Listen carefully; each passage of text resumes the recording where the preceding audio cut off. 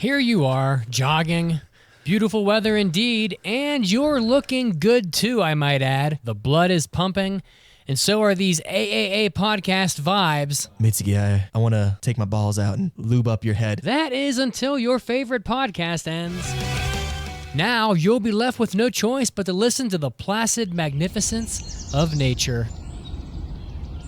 But you're a stink meaner, and you think nature can go get fucked. Man, this some old bullshit. If only you had the AAA podcast's extra content, you wouldn't be forced to enjoy nature at all. We'd carry you all the way through the rest of your jog with our hentai episodes, our hobby addicts, and our after parties. Over 900 additional episodes of content. You think jogging gets your blood pumping? Just wait till you listen to some hentai episodes. And you'll be helping out the podcast as well. Plus, your grumpy ass won't be chasing birds anymore. Shut up, you noisy little shit. Don't be grumpy. Head over to aapodcast.com/join or patreon.com today and help out the podcast. Again, that's aapodcast.com/join or Patreon. Get ready! You're about to listen to the Anime Addicts Anonymous Podcast. Make your anime addiction worse at aapodcast.com. And now, here are your anime addicts.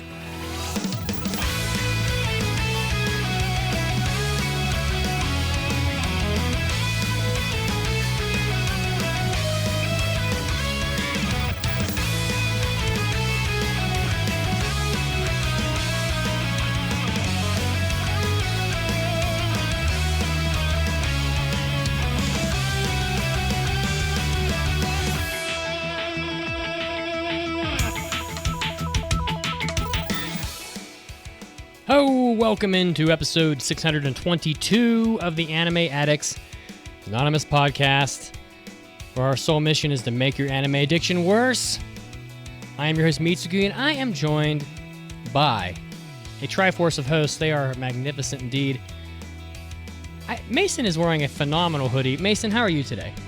Oh, I'm doing well. I was just gonna go with the red tank top today because it's about one of the shows I've been watching or rewatching, might I say, and I felt it was a little too much skin for a normal episode. So I threw on the hoodie, feeling good, feeling fine. The weather's starting to get real nice out, and I'm excited to be here in the nest of spring to talk about anime because it's kind of what we do. And Caroline, lost somewhere in the lands between. She's hanging out. She's feeling it. How are you doing? I'm doing good. Just came back from a day of, games, drinking, eating, wow, family time. It was good. It was a lot of fun. Debauchery. And I won Cards Against Humanity. That never happens, but I did win. But yeah, just spending some time with family, and we'll be sure to do some more of that next weekend because it's Easter and crazy holiday stuff.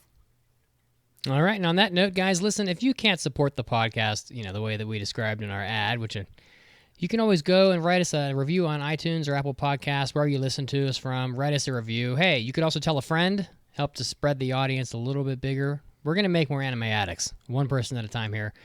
Just as we do on Twitch every Sunday at 5 p.m. Eastern at twitch.tv/AAA podcast. Caroline is working hard on the Twitters. She's working hard on the TikToks. We had a pretty good TikTok this week. It was pretty funny. Yeah. I enjoyed that. Thank you. But hey, if you're not on TikTok checking it out, you wouldn't know what I'm talking about, would you? Well, you might. I mean, I kind of post them to Twitter and Facebook too, but it's always good to be on TikTok because I don't post all of them. And Is it worth bringing those over to YouTube? Like, we have a YouTube channel. We never really talk about it. But is it worth bringing them over, or are they a TikTok exclusive thing? Because they're on the shorter video side, I don't know if it would work well on YouTube. Okay. I don't know my TikToks or my TokTiks. I don't know how it works. We're also on Facebook. We're on Discord. Check out our Discord from our website, aapodcast.com. And you'll make some friends. I'm just sitting here drinking a coffee. I had some whipped cream on top of it because I'm just like that. Whipped cream might be the most delicious thing in the world. For my money. True. Could be.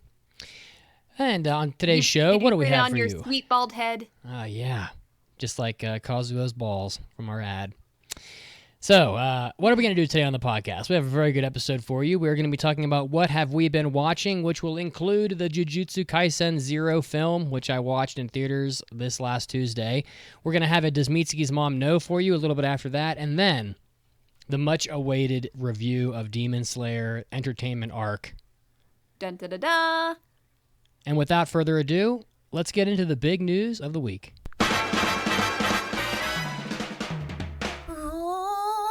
大ニュースです。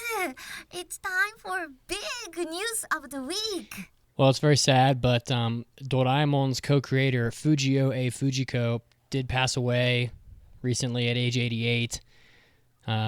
Born Moto Akibo in Himi Town, now Himi City in Toyama Prefecture, in 1934. And I will say Toyama, very famous for onsen. So if you want to go to a legit balls to the wall ryokan, like in Japan, to get like a private bath in your room, all this shit, Toyama is really great. On the other side of the mountain range from Tokyo, so it's on the western side of the main island of Japan, and they get a lot of snow. If you ever wanted to sit in a rotenburo, like outside in like a hot spring while the snow falls, that's a city where it'll happen. So head over there, check that out. In the mid-50s, together with Hiro Terada and a few other artists, he relocated to Tokyo Seoul apartment complex, and the duo serialized multiple titles under the pen name Fujiko Fujio, which is where the name comes from.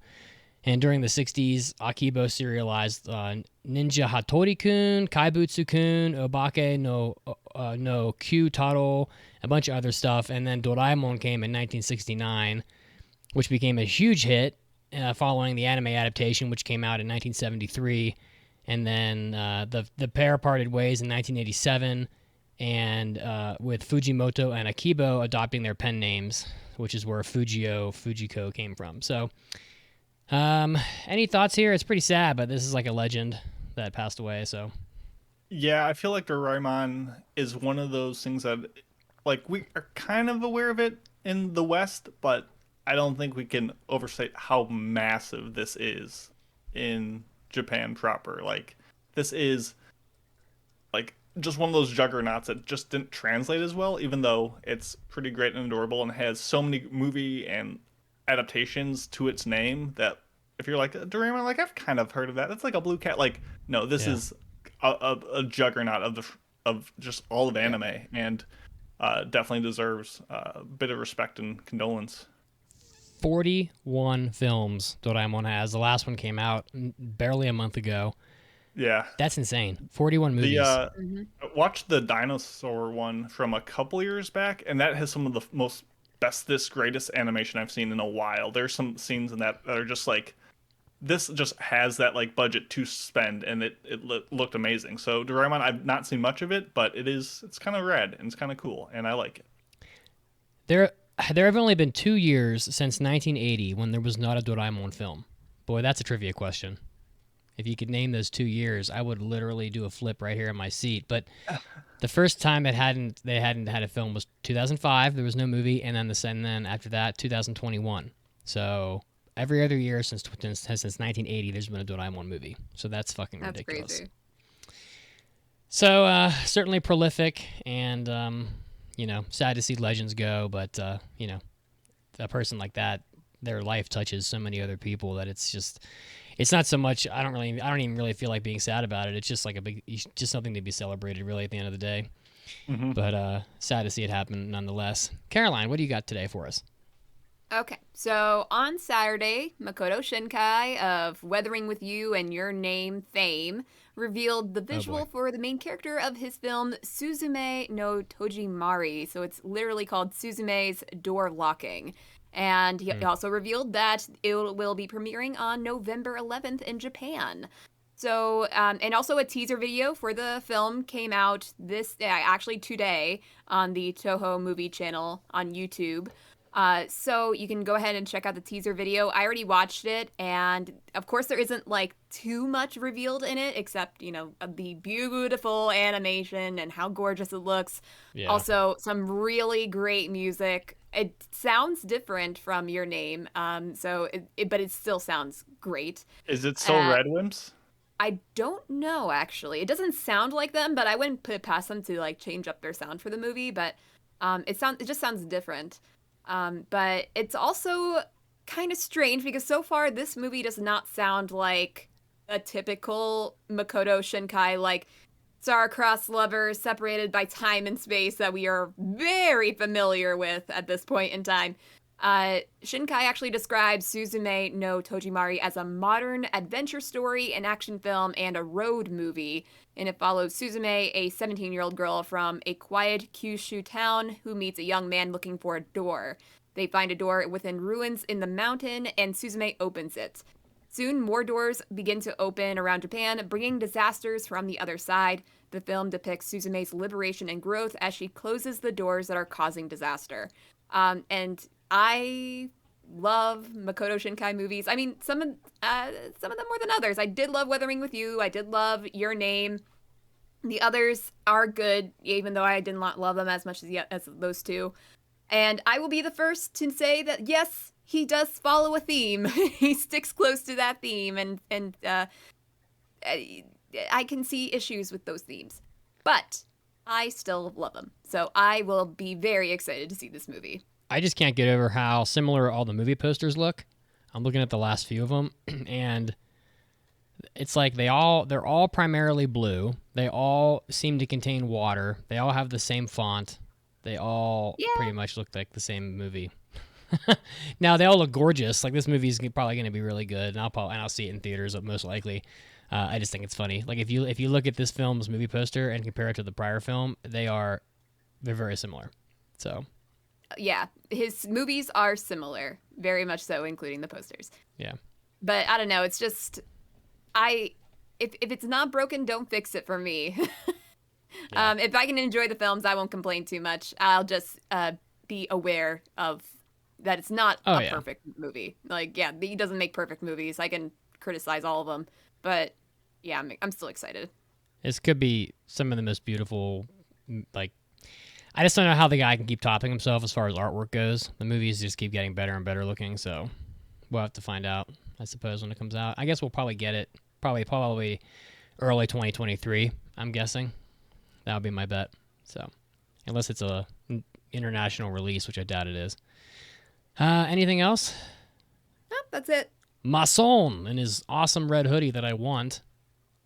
You can have it, my dude. This thing is super cheap. Oh, really? Where'd you get that? Yeah.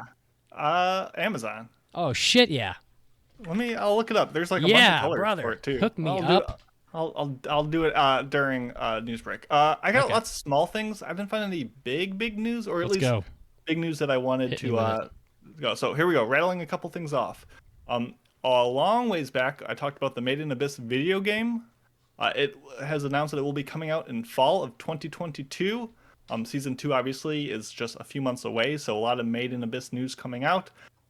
I'm very optimistic for Season 2. Maybe not so optimistic about a video game. Too many anime video game tie-ins haven't been great, so it's true. We'll see what happens.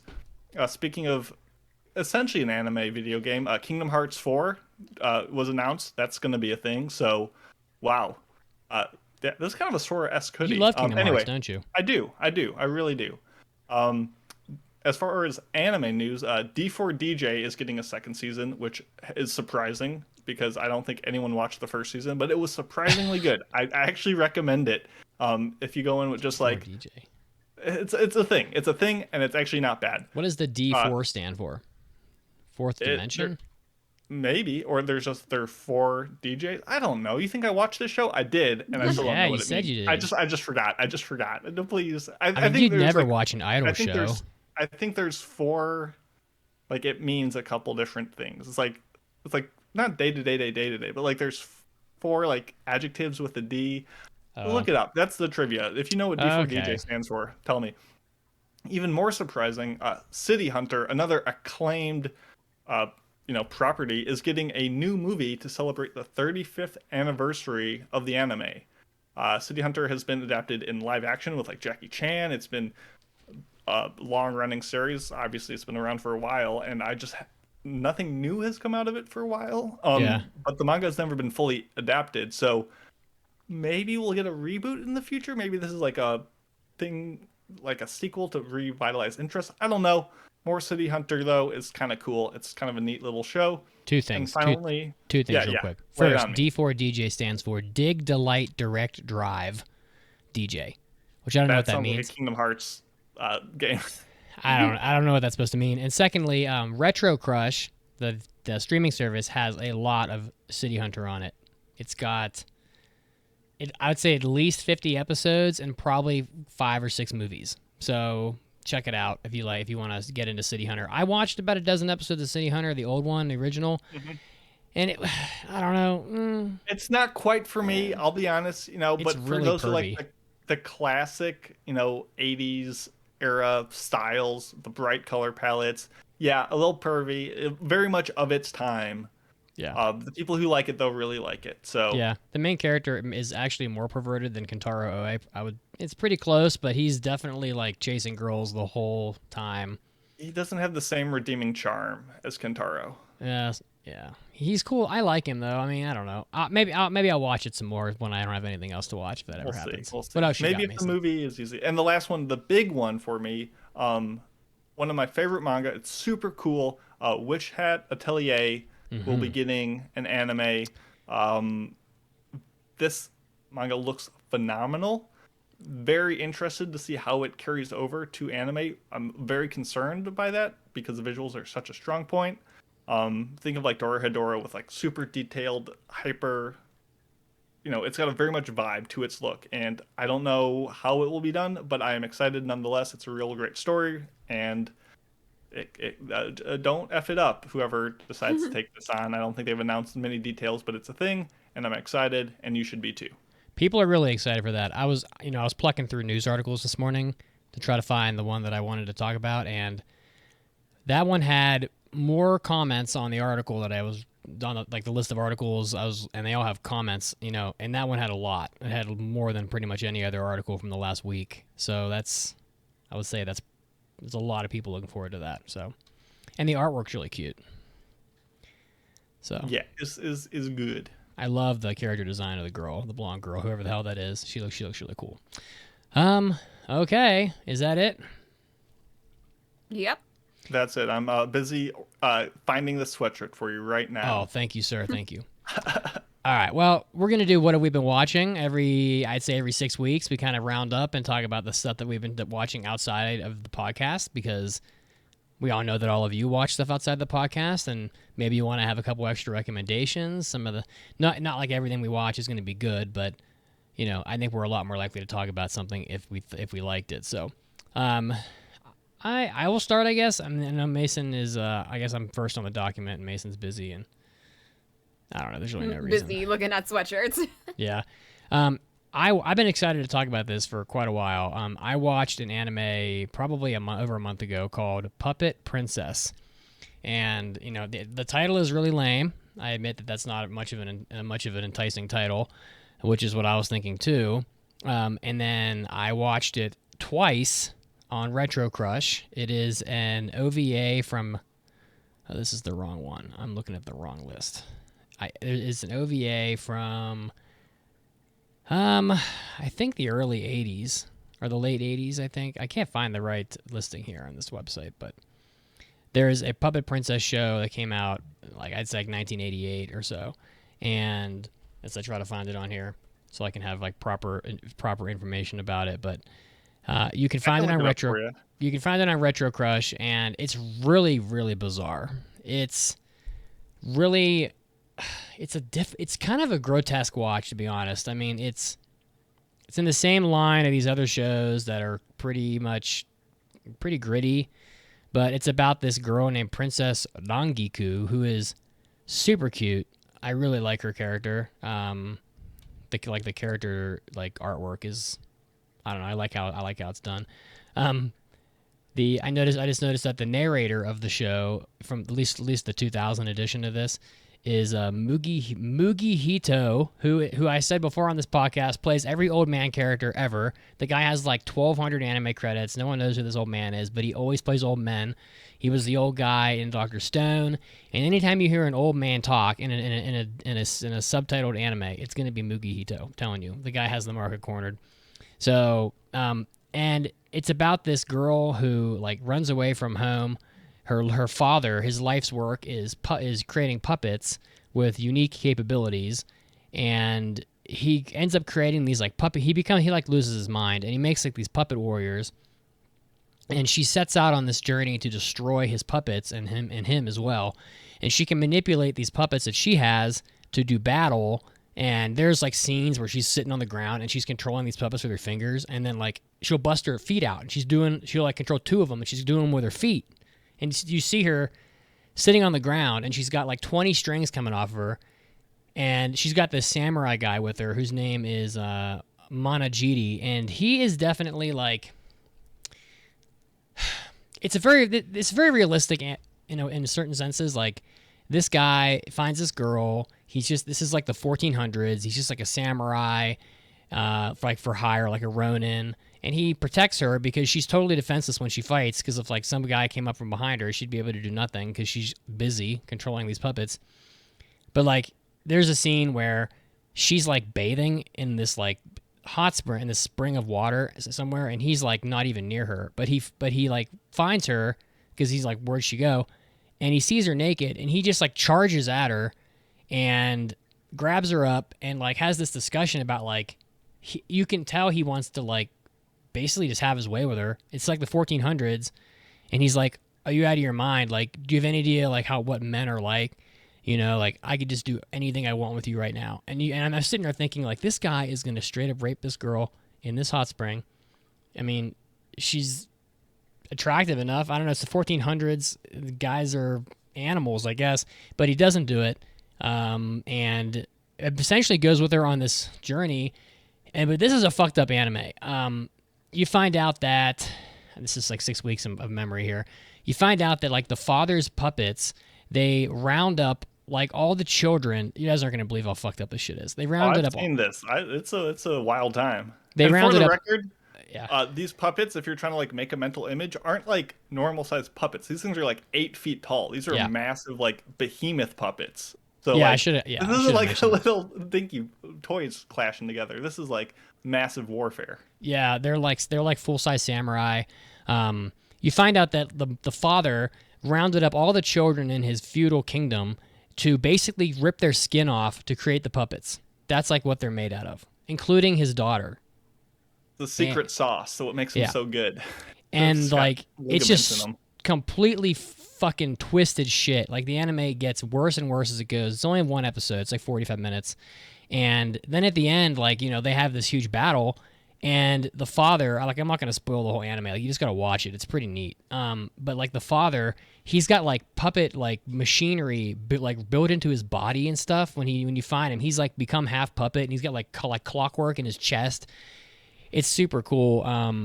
And an unbelievably interesting watch. Like, there's not too many anime like this one. Like, this is pretty weird, twisted shit that is surprisingly looks pretty good. Like, the animation is pretty good. And when did you say it was from? Like 2000. It says 2000, but I swear it this feels is like it's from the 80s though. Yeah, I swear this. I question the accuracy of this, so I'm not. It says 2000. I'm gonna go with that for now. You question the accuracy about an anime about controlling 8-foot tall puppets with your feet and toes. Listen, the dude at the end, we're bringing it back, but we always talk about Elden Ring in our Hobby Addicts. You should subscribe for that. Always goes back to Elden Ring. This dude at the end kind of looks like Godfrey the Grafted. He just has ligaments and just attachments intertwined with his body, and it's just this massive hulking animal of parts. And it's like, it's cool conceptually. Like, it's not a great anime, but it also is just a stylish, wild thing that could only exist. And in anime, it's a trip. I'm gonna put an image in our Discord, and I'll throw it up on Twitch here. If I can. It really is it's pretty interesting. So you guys should check out Puppet Princess, honestly, if you can. Then that's about it. It's only like a single 45-minute episode, right? It's 40 minutes. It's an OVA, one-shot OVA. So I wish it was longer, but it's not. So, all right, you guys can fight over the bone. Who wants to go next? Me. Pick Caroline's me, excited. Go for it. Me. Okay. So speaking of princesses and anime from the early 2000s, let's talk about Princess Tutu because we princess. watched it for Anime Club. I watched the first 13 episodes because that's the only portion that we watched for the club, but I am planning on finishing it whenever I have the time. Because I've never seen Princess Tutu up until we wanted to for Anime Club. And I have to say, it is pretty darn good. It's really, really good, actually. Oh yeah, Princess Tutu's great. Yeah. I was watching the sub, although I know a lot of people were not a huge fan of the dub, but Ahiru is just an adorable duck girl princess being. Don't know what to call her anymore because she's kind of all three. Quack quack, yes. Although maybe I should mention, if you are unaware of what Princess Tutu is about, it's hard for me to explain because there's a lot that goes into it, but I promise it's not as complicated as I make it out to be. Because I tried describing it one time to a friend and I was just like, how do I put this into words? But okay.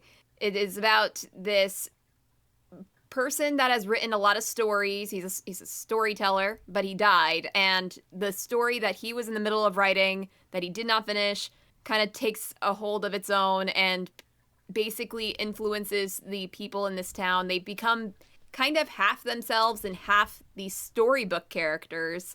And it is about this character in his book who's a duck, who then wants to become a girl to protect the prince that had his heart broken into shards while defeating the evil crow.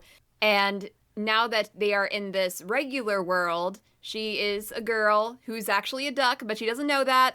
And it's hard. I can't explain it very well, but it's I promise. The ugly duckling plus Swan Lake plus Swan anime Lake. plus like Plus ballet. metatextual stuff. Yeah. There's a lot of ballet in this.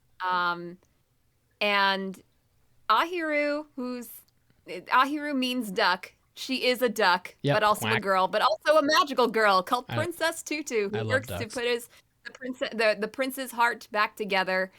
And yeah, if that made any sense whatsoever, and you like ballet, and you like magical girls, I guess, or things like that, give it a try, please. Despite how horribly I described it. She's a duck. She's a girl. She's a magical girl. She's a magical duck. She's got everything. What yeah. floats? It was fun. What weighs less than that? A duck. Another reference I don't understand. Tiny rocks, little pieces I of gotta wood. get one of those. I gotta get one every episode. Yeah. Basically. All right. Cool. Princess Tutu's great. So that's a good one.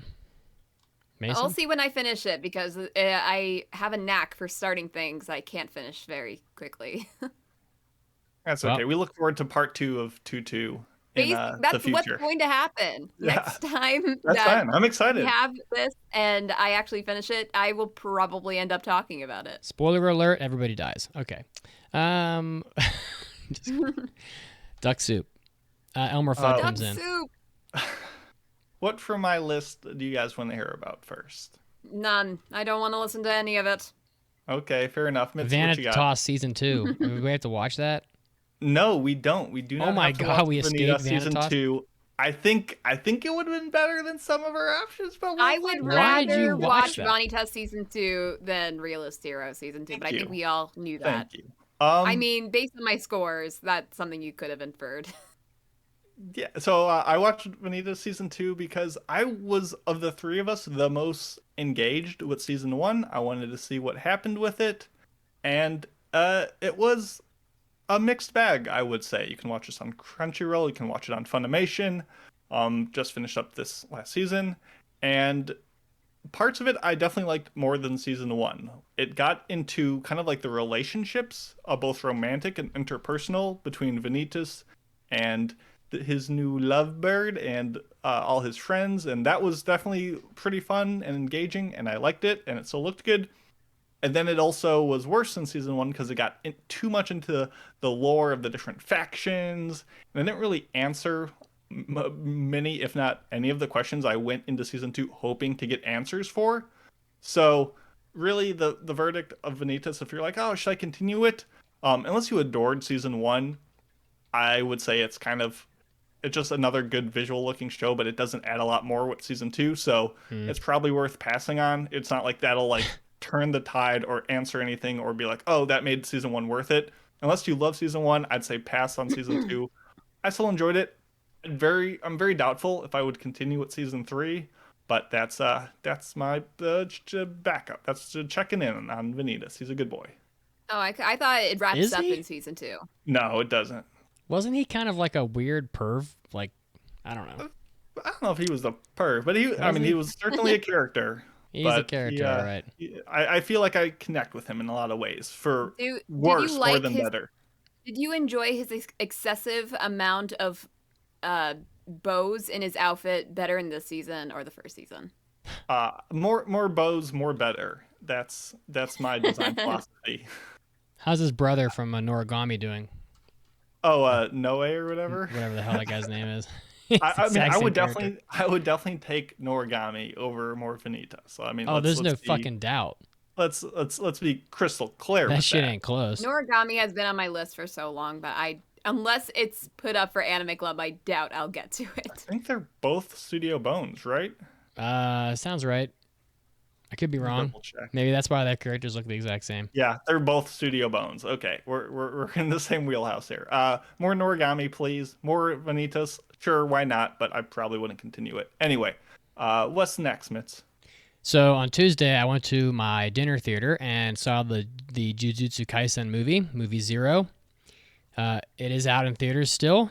I think it's probably a pretty widespread release because, I went to Movie Tavern. It's not exactly like it's not a huge. I don't think it's like one of the biggest movie franchises. So went and saw it with Pancake, and Pancake really enjoyed it. This movie it's not exactly what I expected. I'm pretty sure it's a prequel of the series. The main character from the original season is not in this. So the original season 1 had a character named Itadori, who was the guy who like ate the fingers or whatever.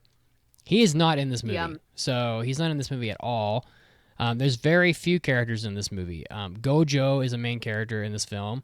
And then a few characters from the TV show. Inumaki, who's the guy that can't speak. He only says like the names of sushi, types of sushi, which like is really dumb, by the way. And I was like talking shit on Demon Slayer because the one guy just like says umai and like basically just like talks like a weirdo like most of that movie. This fucking guy says like kombu and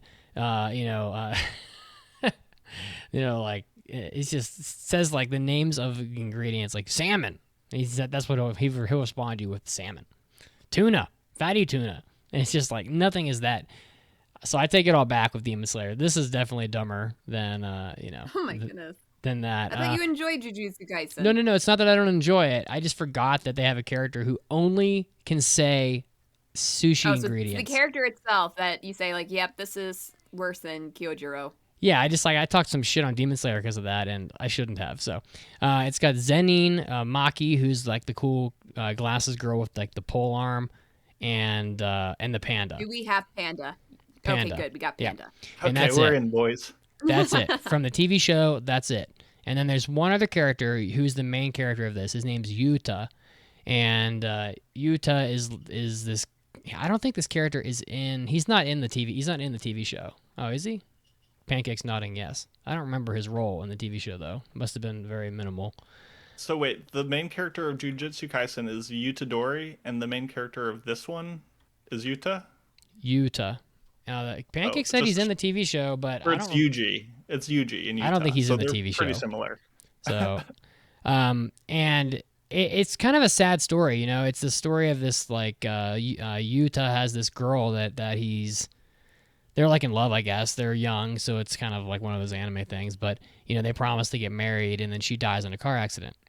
And this is not much of a spoiler. It's pretty much in the beginning of the movie. And she curses him. Like it's all about like curses, right? The TV show, and her curse is extremely powerful. And so this guy is like a curse user that's about at the level of Gojo. It's just that he doesn't know how to use it because he's never been trained. So he joins the school and gets trained. And the movie has a ton of action in it. It's mostly an action movie. mostly fight scenes, some pretty grandiose like scenes of destruction and some like overpowering. There's a fight scene with Gojo in this where like the studio just like blows, it's like shoots its load. Like this like just ridiculous fucking animation for like probably 10 straight minutes while Gojo just like goes ham. The guy can definitely throw a lot of punches that are all uniquely animated real fast. It's pretty awesome. It's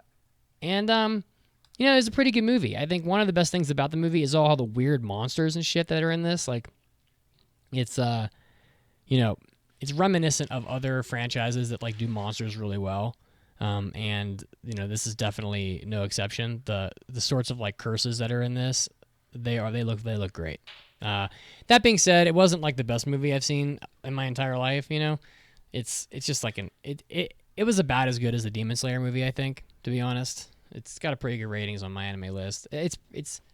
So I think if you like Jujutsu Kaisen, you'll love this movie, and if you just love shonen, you'll probably like it as well. Did either of you see this? Do you have any questions? I haven't seen it yet. I don't know if I'm going to be able to. I thought about doing it for the unexplored picture segment, and I was like, everyone knows about this. Like, no one needs me to tell them what they think about Jujutsu Kaisen and that the movie exists, because it's kind of a big thing. So I was like, you know what? I'll let it slide. Interesting that you thought it was comparable to the Demon Slayer movie. I really think so, yeah. Okay. I thought you would like it better. It's... neither movie blew me away. Blew my face off, They both have pretty shallow plot lines. They're both mostly action. They both save most of their action for the end, And they both have a smaller subset of the characters that are located that you'll find in the TV show. So it's and they're both meant to supplement their TV series with more content. This is a prequel. Demon Slayer was a bridge between the two seasons, and so it was pretty good. It's worth seeing it. It's worth seeing if you can get out to theaters and see it, and I'm sure it'll be on Netflix or something in no time if it isn't already. All right, that's about it from me. Caroline? In terms of things that I've actually finished, of which there are not many, I finally finished Fruits Basket Season 2. Hooray, hooray. Have not started Season 3 for reasons already. It's supposed to be fucking awesome.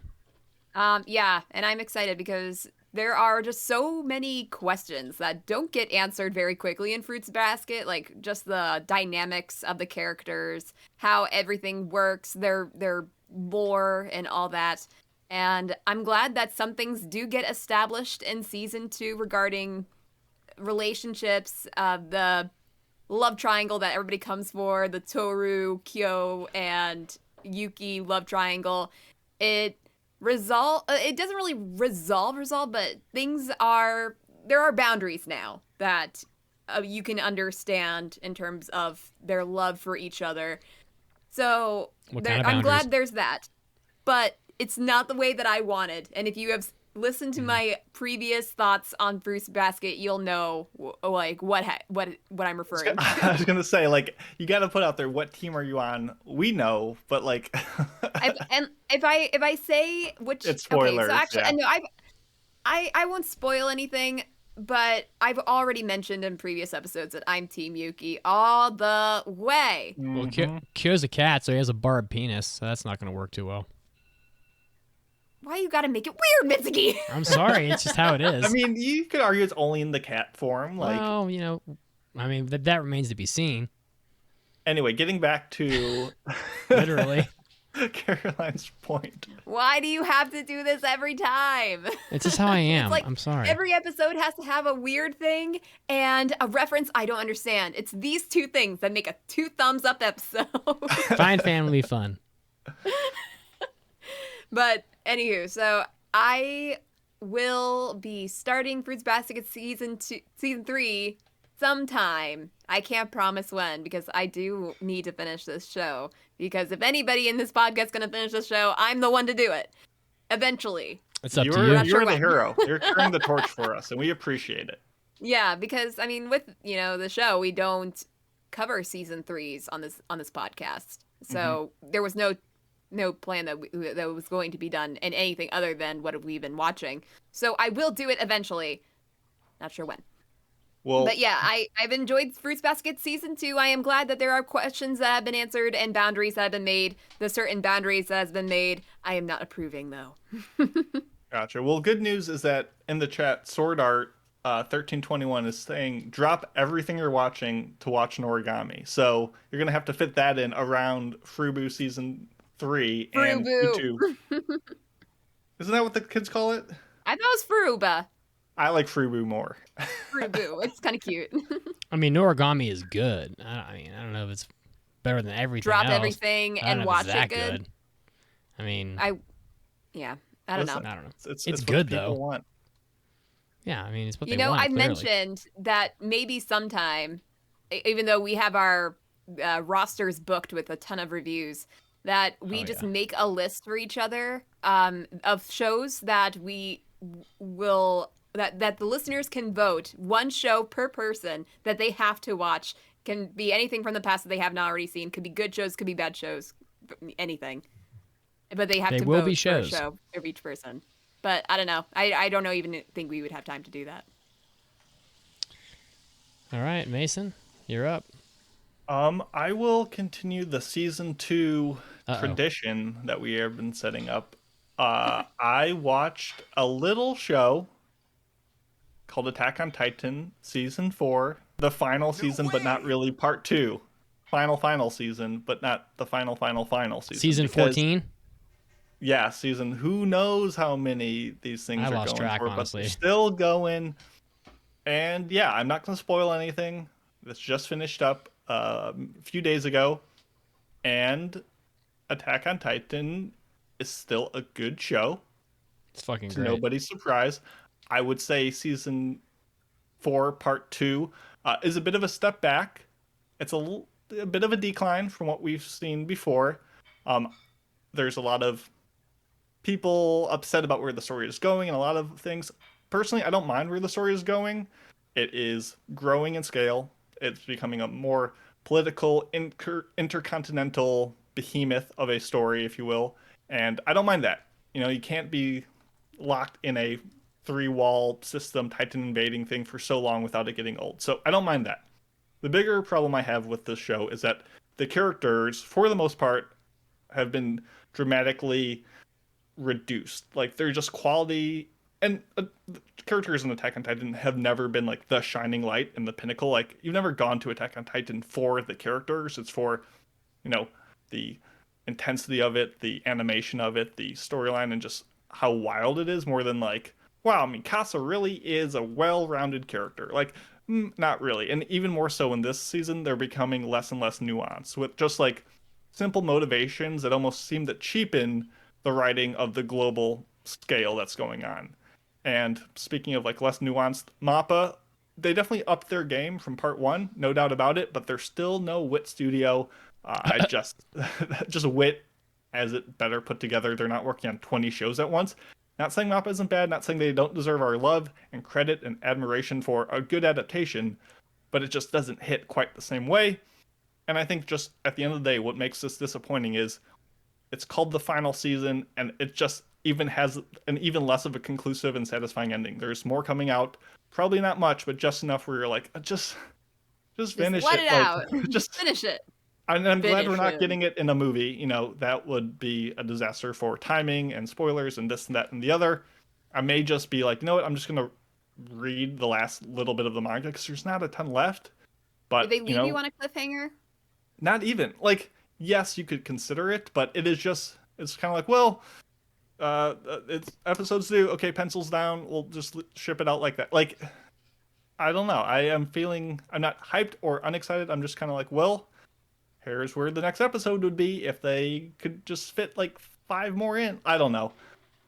It's still a fun watch. I don't despise it. I will watch till the end because it is a fun, important series, but I think it's a bit of a step down. It's more like season 2 Bummer. quality. So Uh. it's still a good watch. Season 2? Yeah. That's a huge step down. I mean, I think it's a step down from season 4 part 1, which itself was a step down from, Wow. I mean, the pinnacle, which is season 3 part 2, which I just sound like a madman talking about all these multi-part, multi-season things. But you know what? Attack on Titan, you've probably already watched it, and let me know why I'm wrong.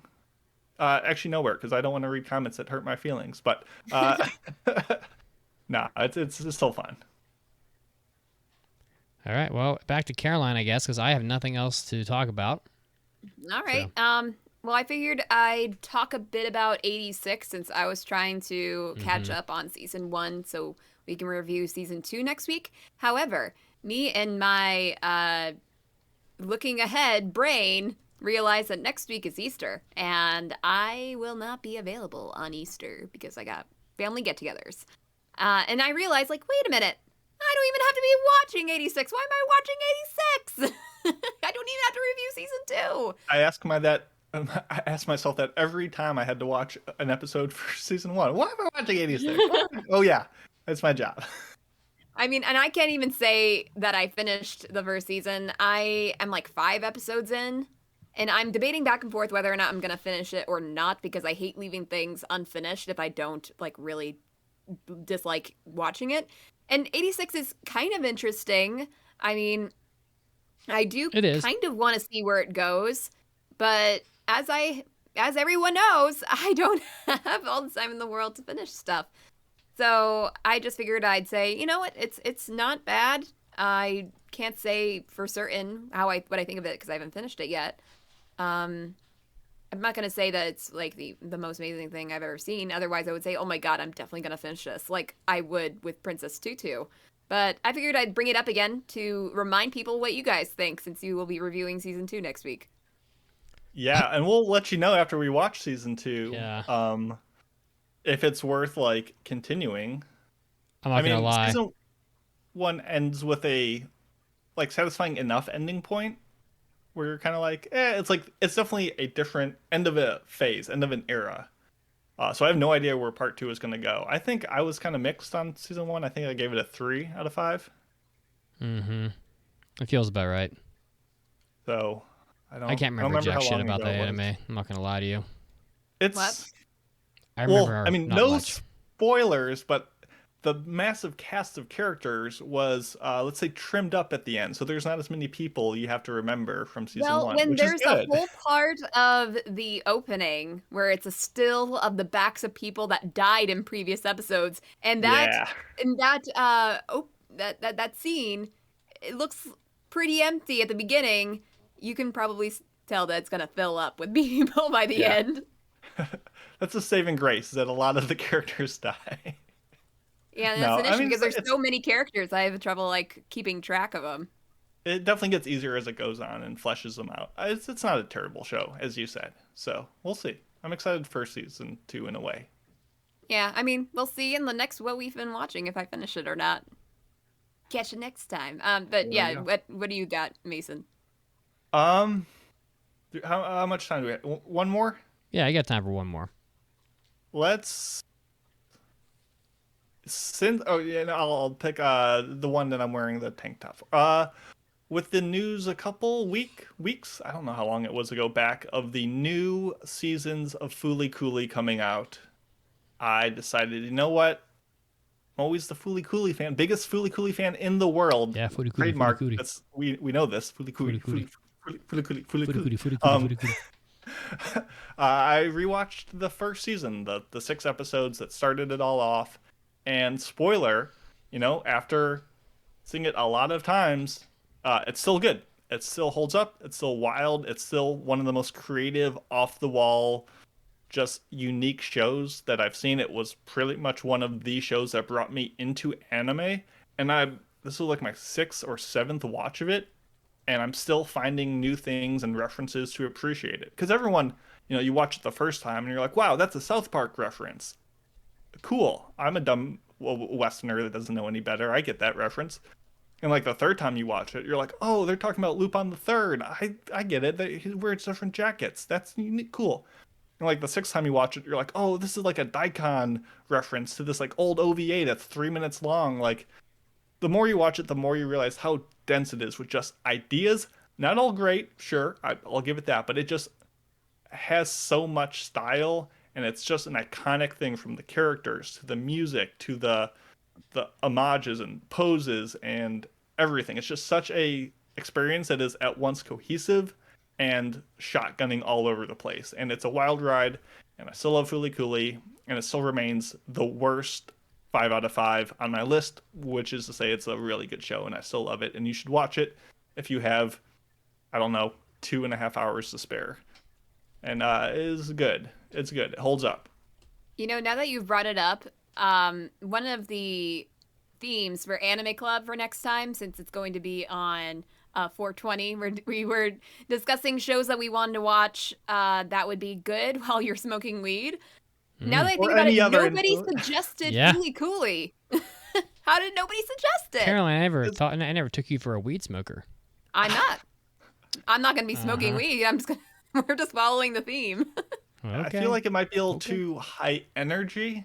You it think? might be a little too, like, you'd probably start sweating like you're just eating spicy curry and just you can't handle it. It's just too sensory overload, perhaps.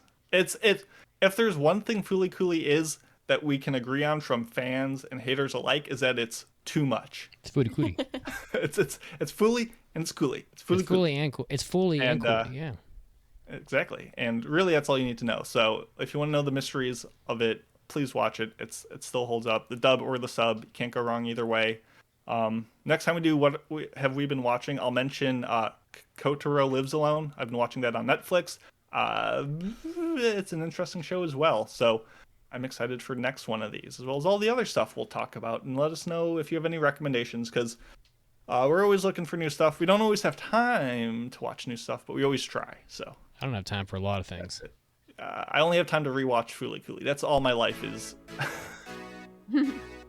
Well, let's head into the in-show weekly trivia question about Demon Slayer. So, the two demons prominently featured in the Entertainment District arc, Daki and Gyutaro, hold what rank? And we will give you the answer right after the news break.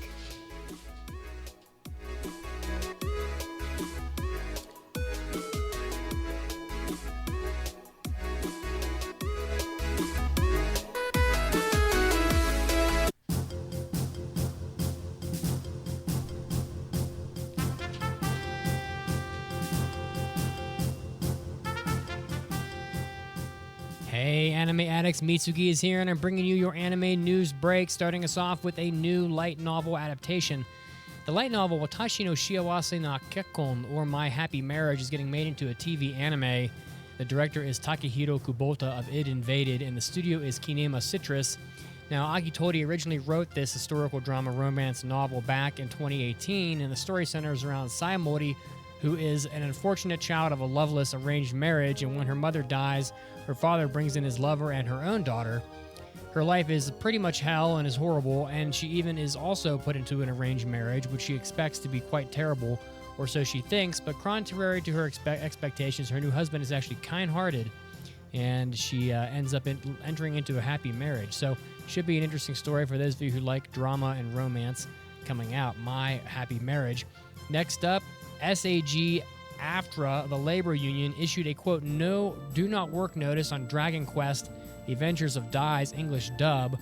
This was announced just around a year ago. I don't know why this is coming out now, but it looks like SAG-AFTRA represents over 160,000 performers, which includes voice actors, quite a large union, and members are being informed that they are no longer to accept work or appear on the production of the Dragon Quest Dai. So if you are a fan of this, it looks like this may not be getting dubbed. It looks like in the wake of the Crunchyroll Funimation merger, anime dub actors have highlighted the historical and ongoing underrepresentation of union dubs in the North American anime dubbing industry. So if you're interested in this, I'm sure you can read up more of it online. Next up, those of you that already know that the Sonic 2 movie already came out. It came out this past Friday, April, I think, 8th. And it looks like Fila announced that they were going to be collaborating with Paramount Pictures to release a new line of tennis shoes that are themed after the tennis shoes that Sonic wears in the movie, and they are quite fantastic. Apparently, these sold out within 24 hours on Fila's website, which was also went down. So Fila has released these sneakers. If you want to look them up online, they're pretty snappy. I may be picking up a pair myself because they don't look too over-the-top, like video gamey. They look like sneakers that you could wear and have people not think that you're out of your mind. So you might want to check this out if you're a fan of Sonic. And next up, the manga Golden Kamuy is ending in just 3 chapters. This property has been running for quite a while. The 19th issue of Young Jump magazine announced that this was going to be the end. Chapter 314 is going to be coming out on the 28th of April. It looks like that will be the last one. Noda began serializing this historical adventure manga back in 2014. The 26th volume is expected to ship on May 17th, and the manga has 19 million copies in circulation, as well as a couple anime seasons. Studio Geno adapted the manga into 3 seasons in the spring of 2018, the fall of 2018, and the fall of 2020. And a 4th season by Brainsbase is going to be coming out later on this year in 2022. So lots of content here for Golden Kamuy, but the manga is coming to an end, which means I imagine the anime will probably come to an end eventually as well.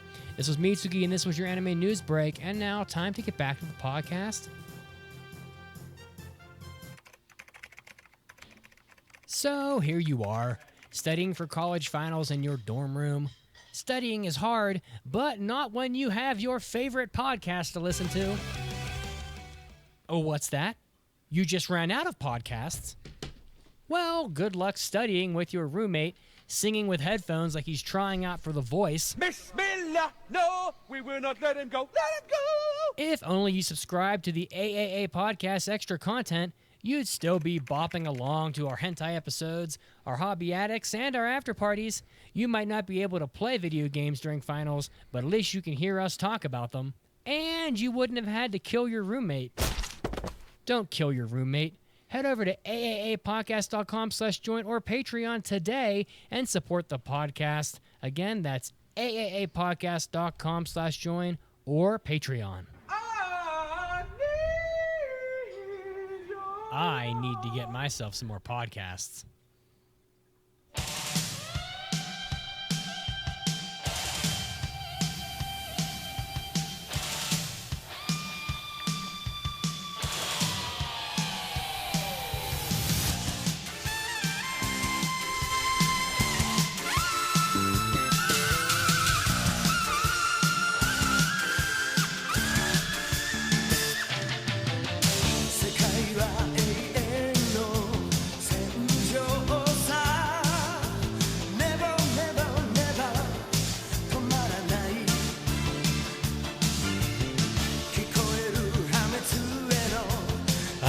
Melody.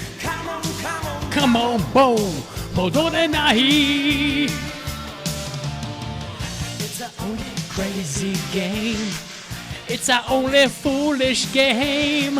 Kiga tsukeba. Here comes the best part. We're talking about Mason. Most dangerous. Welcome back to the podcast. That song has a lot of energy. Where are your to it. sunglasses when you need them? Bow, bow. A lot of energy from Geist. That theme song is great. Too good for that anime. The 2 demons prominently featured in the Entertainment District arc of Demon Slayer, Daki and Gyutaro, which I'm pretty sure means Meat Boy, hold what rank? Upper Moon 6. We're talking about upper rank demons here now, people. So, serious business, of course. So, and we will be talking about Demon Slayer momentarily also, as we will be reviewing it later on in the show. So, make sure you stick around for that. For now, serious business with demons? Is that what we're about to talk about? We're going to be doing some Does Mitsugi's Mom Know? Yeah, serious business with demons. Yeah, very serious. So, as promised on the top of the show, we will be playing. So, let's hit it.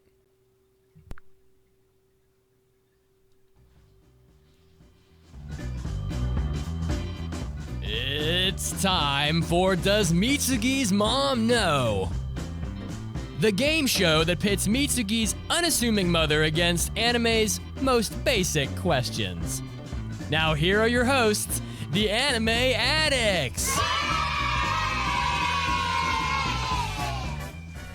Whoa, it's time for Does Mitsugi's Mom Know?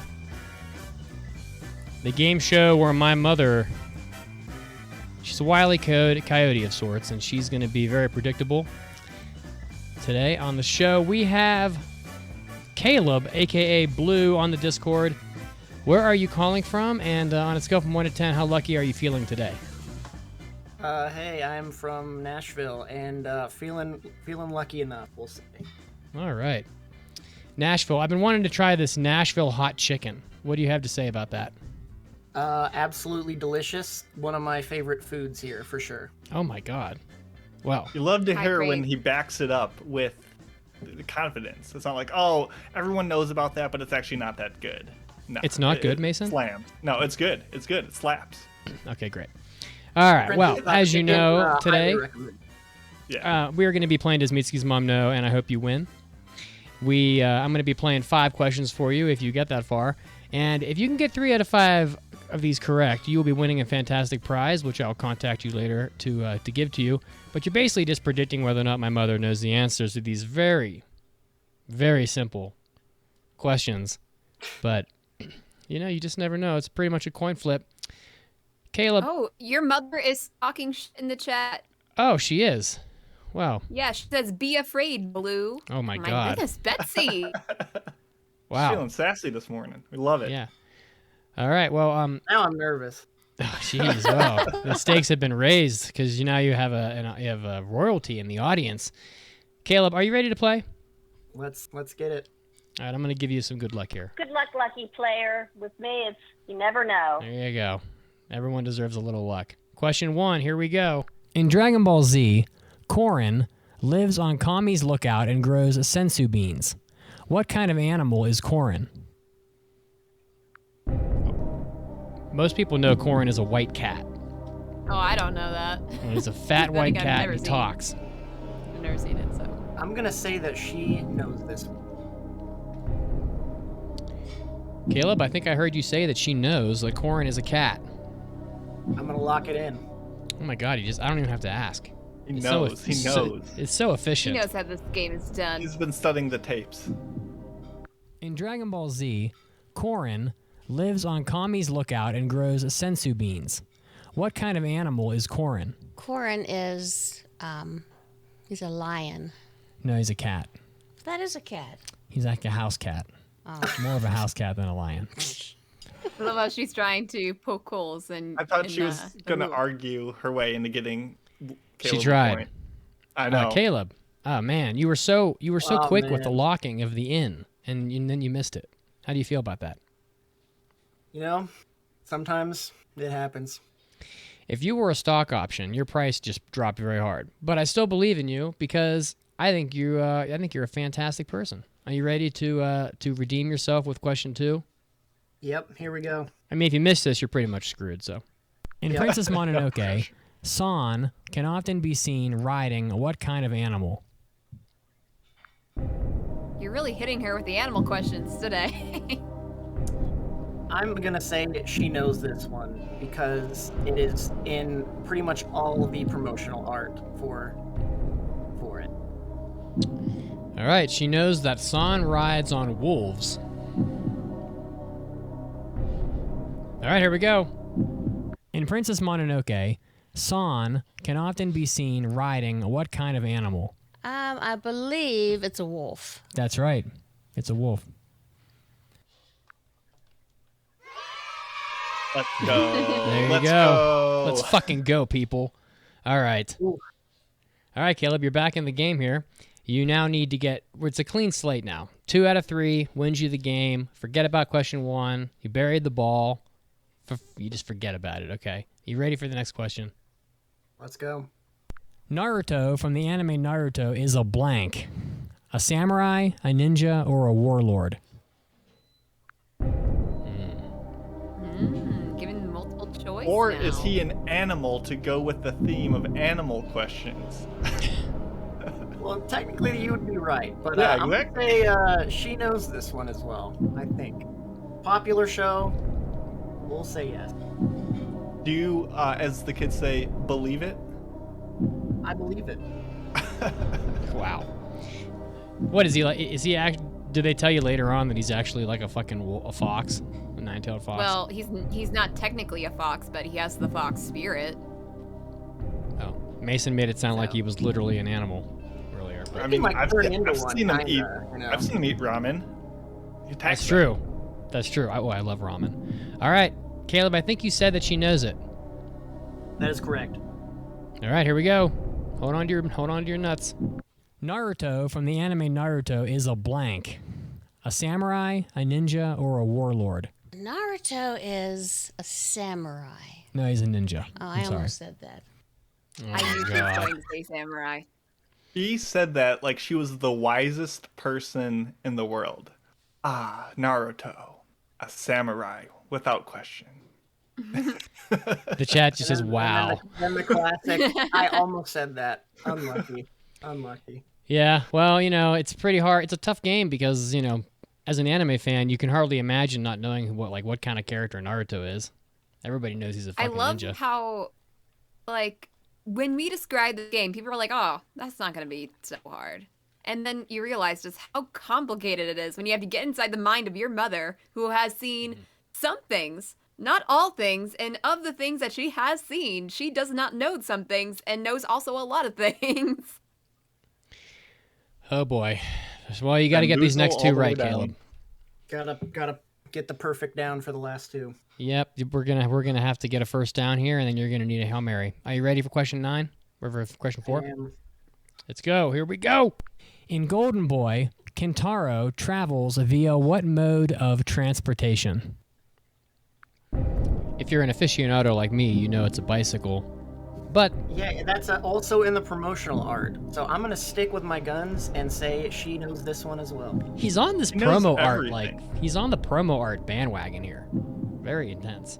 Have you seen Golden Boy?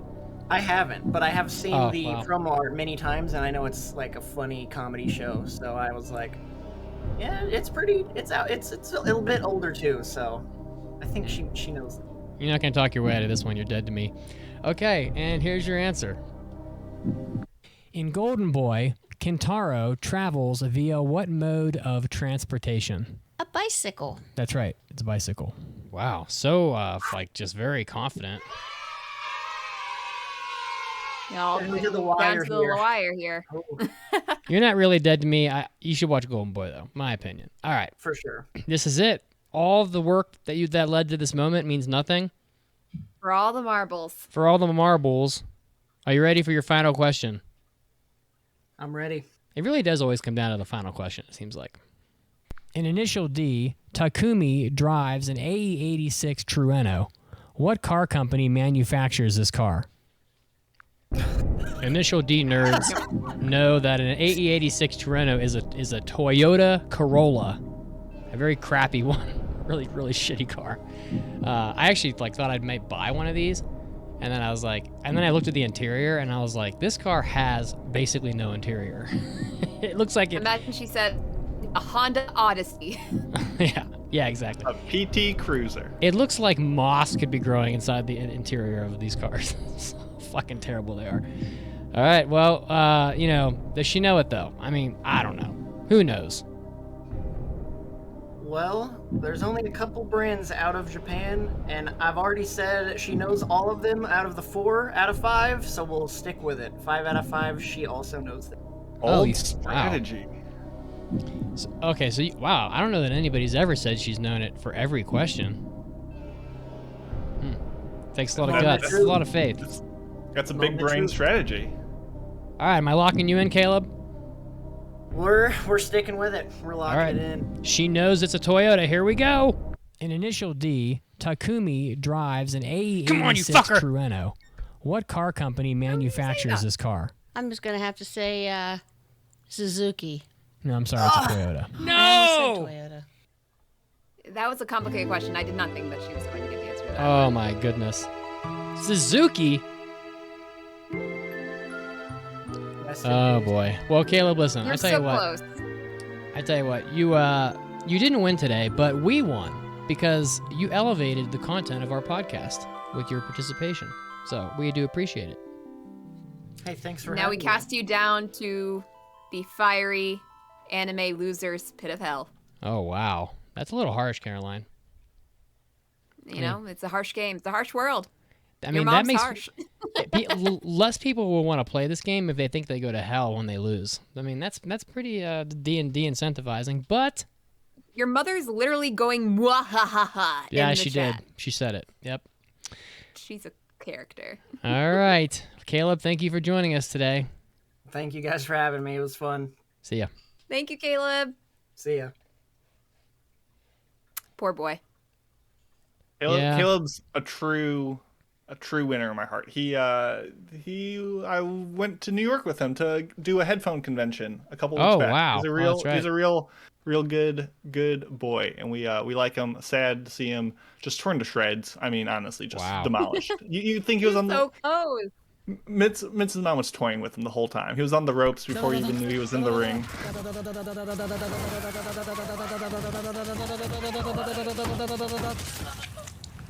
But the great thing about this game is I forgot about that part. The great thing about this game is that it feels earned when there's a winner. It's true. It feels like something special, which happened last time. So we don't want to. Yep. We don't want to make it too common. Yep, and he selected his prize from last time, and I sent that off. So congratulations again. Are you ready for mailbags? Of course. Yeah. It's time for an almighty anime mailbag. Anime.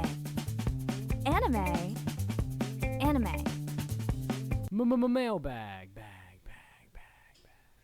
Welcome to the part of the show where we review your comments and tell you if you gave us good questions, and then we actually answer them. Go to AAApodcast.com. At the top, there's a mailbag button. You already know all this, but we love when you submit them, and we're going to go through a couple of them today. Also, quick reminder, if you want to participate in Does Mitsugi's Mom Know Yourself, just go to our Discord. Reminder, we have one. It's really fun and cool. I know it seems daunting. We'll help you out. Just be like, at Mason. Just do the @ Mason. Be like, help, I don't know how to do Discord. And I will guide you into the light. And I will be like, oh, do you want to do Does Mitsugi's Mom Know? And they'll be like, not really. And I'm like, are you sure? And they'll be like, no, not really. I'm like, you could win something. And you'll be like, okay, I'll sign up. And I'll be like, you could embarrass yourself. And you'll be like, And I'll be like, no, it's worth it. And you have fun. And we all have fun. Come join the Discord. Anyway, 3 questions today, quick mailbag stuff, and then we'll get on to our review. First one from Honor009. Just saw Belle in theater, and I thought the visuals and the music captures you. So what anime film is your favorite and why? Caroline. What the hell is Belle? It's the new Hosoda film. Oh, nope, the didn't know that. Suzu one is... Mason talked about it. Listen, do I'm you think old, he listens to anything we say over here, Caroline? I mean, I'm decrepit, okay? I can't remember things. I mean, I literally can barely walk. Caroline. Okay, so I talked about it earlier about, one of my favorite movies. It is Your Name, because I think it was like the first anime movie that I'm like, holy crap, this made me cry 3 times, and it's something special to me, even though it might not be for everyone. And I will, again, be the first to say that's not without its plot holes and issues, and it's not perfect, but it was pretty damn perfect to me. So that's cute. why it's my favorite anime movie. But A Silent Voice comes very close. It is still like top 3 best movies for me, followed by Kiki's Delivery Service and Princess Mononoke, because there has to be Ghibli on that list. They're really great films. What's that? Nice. You don't believe that I'm an old man? If I wasn't an old man, would I be drinking Ensure right now? Hell yeah. Would I be? But max protein Ensure, so he's on brand. Okay. Just because I'm old doesn't mean I can't, be swole. True. Okay. Mason, what's your favorite movie? Speaking of old, no one cares about my favorite movie, but it is Princess Mononoke, because no matter how many times I watch it, it's still, it elicits wonder. It's still like, wow, this is really good. And there's so many other good ones, but we don't need to get into that. Mitz, what is your favorite? Even older than your favorite movie, my favorite movie is probably Nausicaa of the Valley of the Wind. I love her as a character. I love the setting. I love the action. I love the weird 80s like synth music. I fucking love everything. I love the toxic jungle. I love how it rains spores and she just like lays there and like just like watches it snow. It's fucking phenomenal. Amazing movie. Probably a better manga. I haven't read Twitch, you know that behind me on my wall I have a poster for Fooly Cooly, which we talked about, Princess Mononoke, which I just talked about, I see and your feet, which we talked about. Yeah. So I see your feet. Yeah, they're up there. They're just hiding, but yeah, all great movies. Unbelievable. Mitz, coming from Mochi Mochi, what circle of the anime pit of hell do VTubers fall into? I mean, honestly, are they Moe? Are they Moe VTubers? Probably. Oh, well, that's a start. Are they ill-tempered? Some of them get spicy, but most of them are just, VTubers. Listen, VTubers, what everyone knows and loves. Listen, do I look like the CEO of Anime Hell? Okay, I am just a distributor. I merely provide Anime Hell with Moe girls in the Church of Mitsugi. Okay, and honestly, I can't be expected to do everything. Okay. Oh wow. Times are tough. Hiring is difficult. We don't have a proper HR department. Can't really get people on the horn. We don't have enough money to pay a reasonable salary. Everybody wants to work remote these days. What am I supposed to do? Okay? You're just gonna sit at home and play video games if you work remote. I can't have that happening. But then if I ask you to come into the office, you don't want to work. You don't want to apply for the job. To the pit of hell. Like you have to go all the way down. You don't even have an elevator. I mean, you can work in the Church of Mitsugi. We have cube space, okay? It's there. But, that being said, I don't have enough manpower to actually determine where the Moe girls go in the pit of hell. I only have enough manpower to provide Dear Anime Satan with the labor that he requires. So whatever he does with it, that's his business. But probably a very terrible circle, if I had to imagine. So you just kick them in. You don't really care what happens to them after that. That's correct. There's a contractual agreement here. The red lines for the contract were very highly contested. He wanted me to determine where they go. I said, look, I don't have the manpower for that. I'm going to give you the anime girls, but you have to figure it out on your own. Listen, hell has a lot more resources than just one little church, okay? For God's sake, what do I look like? The Pope. Pope of anime. I'm just picturing the Mitsugi office space for the Church of Mitsugi, and it's no paraphernalia is allowed on your desk at all unless it's Dragon Quest or Sonic. Those are the only two acceptable. Or Mega Man. Or Mega Man. Yeah. Listen. If you want, are you gonna put on the hat or not? If you want to provide money to the Church of Mitsugi so we can get a proper HR department, so we can hire some people, maybe we get a better break room, we get some real microwaves in there, maybe we can even determine which circle of hell the VTubers and the Moe girls go to. I don't know. It's possible. Maybe we could even give tours of Anime Hell. I don't know. We could build an elevator. You go to AAApodcast.com/join. You throw a couple bones. You give it all to the church. And you know what? Shit happens. Maybe even Anime Satan will visit the podcast again. You never know. Maybe they can splurge and get that monster cooler in the corner that just dispenses it with those blub, blub, blub, blub, blub machines. Ooh, that's true. I like that. Maybe a foosball table? No, you might smash your finger, though, and then you'll sue me, and then, and then I got to, hire lawyers. I'm really in trouble.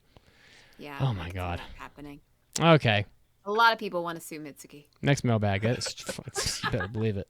I'm not worth much. 5 wooden nickels and a piece of yarn.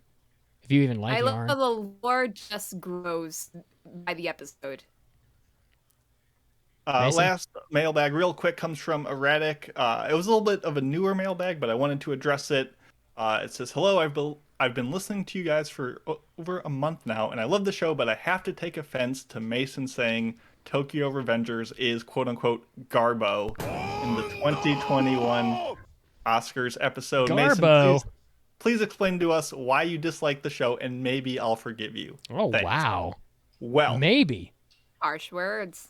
I never mean any offense when I crap on or dislike any anime. I get why people like every show out there, even the Tokyo Revengers. And if you want more details on why I didn't like it, we have a whole episode, 597, where I explained why I thought it was really not that good of a show and a really poor adaptation. And I think Caroline was like, yeah, this was actually not that bad. So you're crazy. I found it entertaining enough. Exactly. So it's not like we all hate it. I just had some reasons, and I talked about them for way too many that we won't get into now. So you can always also go to our website, AAApodcast.com, where you can submit the mailbags. But there's also a big old button where you can look up all our past reviews and learn all of that. So I don't have to ever think about Tokyo Revengers again. Deal? Deal. All right. Well, All I right. think we're all set then. Fantastic. Now that we've that established. Just Review some time? people don't know. Some people don't know. So you can find all our past histories and fails and all Yep. that good stuff. So It is a check very out. nice spreadsheet. It is. All right. Thank you, Based Icy Rose. It is time for our review of Demon Slayer Season 2. I passed this in episode 116. And I believe Demon Slayer is from the winter, right? We have fall in the document. I think it's winter, though. I'm going to update that. And maybe it started in the fall with the Mugen Train adaptation. I don't know. In any event, It's winter, but you're not wrong, Caroline. We're all right. Basically, we're all winners, really. So I passed this because even though it was it's one of the situations where I knew the listeners would pick it anyway. So I wanted to make listener choice more interesting by taking an obvious choice out. So I passed this one. I mean, it's kind of a given anyway. So this follows directly after the Mugen Train OV interlude. I don't know what the hell to call it, but it's basically just the movie chunk broken into different sections to be episodes, more or less. And but life has to go on, even though some bad things happen during the Mugen Train movie. And a vicious demon is terrorizing the alluring women of the Yoshiwara Entertainment District, which entertainment districts are basically like red light districts, pretty much. So there is the sound pillar, Tengen Uzui, and his 3 wives are on the case, however. Tengen is a Hashira, so he's like, powerful or whatever. However, he soon loses contact with his spouses, and Tengen fears the worst and enlists the help of Tanjiro, Kamado, Zenitsu, and Inosuke to infiltrate the district's most prominent houses and locate the depraved upper-rank demon. Done by the infamous UFO table, infamous for having fucking phenomenal art, pretty much. Infamous for us always disagreeing on how to pronounce it between UFO table and UFO table. Also heard ufotable. Yeah. I mean, but if a flying saucer flew across the sky, you wouldn't call it an UFO. But No, they but it's do. fun to say.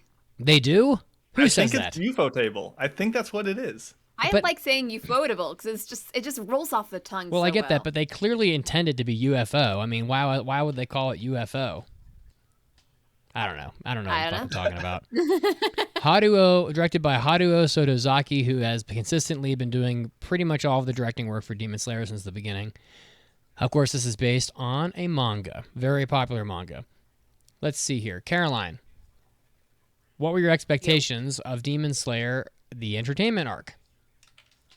Well, I heard a lot of hype for this arc. I was just expecting more typical Demon Slayer with great animation and music. I mean, I did enjoy the first season quite a bit, and the movie was entertaining, although I've been starting to feel like I had been losing the interest in what they were giving, unless they were giving more and better and growing, kind of like with Attack on Titan. They really evolved with with all the seasons that they had. They evolved into something greater than the first season. With this one, I needed that to do that in order to keep me as interested to say, like, yes, I am going to definitely continue with this series to the end. With this arc, I heard great things, so I was hoping for that feeling, although I was still under the impression that it could just be more Demon Slayer. How about you, Mason? Yeah, Caroline pretty much said it. More Demon Slayer. I, despite, maybe surprised, I didn't mind season 1. It did what shonens do, and it looked good doing it. And that's what I expected from here. I was personally flabbergasted by the amount of acclaim the movie got. I thought it was fine at best, and definitely a step down from season 1. So I was hoping this season was slick, gave fans what they wanted, but it's just not a genre meant for me, so I wasn't expecting anything more than that. And as for me, I already had watched pretty much a quarter of this because it's only 11 episodes, and it's a shonen, it's Demon Slayer. We pretty much know what Demon Slayer is. I saw the movie, it's whatever. So I think I've pretty much seen everything Demon Slayer has right now in terms of animated content, which is, it's expanding very quickly, I'll say that. So Did you rewatch the Mugen Train TV arc? no, Okay. no. I mean, I Me didn't see. neither. I didn't see any point in that. So I heard there was like added scenes, but even then, I'm like, unless I have way too much time on my hands, then I'm just gonna continue with that. I've It already had seen a the movie. Haruhi endless umai cut, where one episode was just him saying umai for 22 episodes. Nice. You know, there might be like a YouTube video out right now. It's like An hour. Kojiro saying "umai" for 5 hours. That's my ringtone when you call me. Fun all fact. right. Nice. Well, Mason, would you recommend this though? I mean, so we all know Demon Slayer is Demon Slayer, but would you recommend it to people? Sure. If I'm going in front of Caroline, I would say yeah. Like if you like the movie and you loved season 1, like you know what you're getting into. I thought this season 2 was lower quality than season 1, maybe a bit better than the movie, but it just I could really summarize it in like one scene, and it's the very first scene with Zenitsu, which if you don't know is this little lightning pipsqueak boy who screamed Yellow really boy. annoying throughout all of season 1, almost to the point where it was like grating and show stopping. And he comes in, and I was expecting, oh, here he comes. He's going to open his big old mouth and just scream my ears off. And he didn't. He was just fine. He was normal, you might say, with just how, typical he was. But then another character comes in the screen and starts screaming in his face. And that scream was also annoying. And it really kind of summarized what season 2 was. It was the same shortfalls as season 1, but just in a slightly different coat of paint from a different character. So it just is a very standard and weak plot with a character roster that just doesn't do much for me, but it is entertaining purely because of how good the animation in Sakuga is when it needs to be. So it was a spectacle, it looked good, I didn't hate, it wasn't a hard watch, so you already know what you think of Demon Slayer at this point, and this isn't going to change your mind, even if I thought it was a bit worse. Sorry, Caroline, you should have gone first. What did you think about it? That's okay. Well, I don't know. I as I mentioned, I generally liked the first season, but I like the first season better than the second, to be honest. I can't remember what I thought about the dialogue from the first season, but I thought I was kind of taken aback by how over dramatic it seemed in the second season, and maybe it was the same all around, and I just couldn't remember. But this time it just itched me, and I kept on noticing it. Like, why are we talking like this? Why are they so over dramatic about everything? But yeah, I just noticed that. And also the eccentric character designs, I didn't love them in the first season. Like, I find, Tanjiro's and Nezuko's and even like Zenitsu's and Inosuke's designs okay. But I don't know what it is about, what's his name? Uzui. I just didn't get it. Like, he's supposed to be a ninja. He's supposed to be stealth, and he's supposed to be like, I get that though. The beads, because he's the flashy. flashiness. He's flashy. Hade. Hade out the wazoo. Why? The logic behind it. Like, I know it's an illogical show in certain ways, but I just don't understand why he has to be so, like, with the beads, like, that makes a lot of noise. And you're the sound ninja, for goodness sakes. You're supposed to, it's not ninja, sound Hashira. I just can't dig into the logic of this show. That's not a huge thing, but it's something that I think about from time to time. And I still enjoyed watching it, but if I can just say that if you didn't love the first season, then this season is not going to change your mind.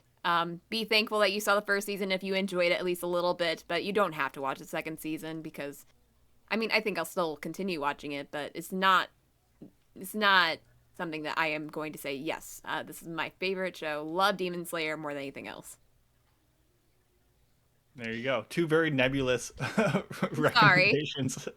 No, it's fine. Mitz, bring us home. Tell us, should people watch this show? Probably. I mean, it's more Demon Slayer. I think if you didn't watch all of Demon Slayer up till now, or you don't really know what's happening, can't really just watch this by itself, But Demon Slayer is consistently good, throughout the whole run, pretty much.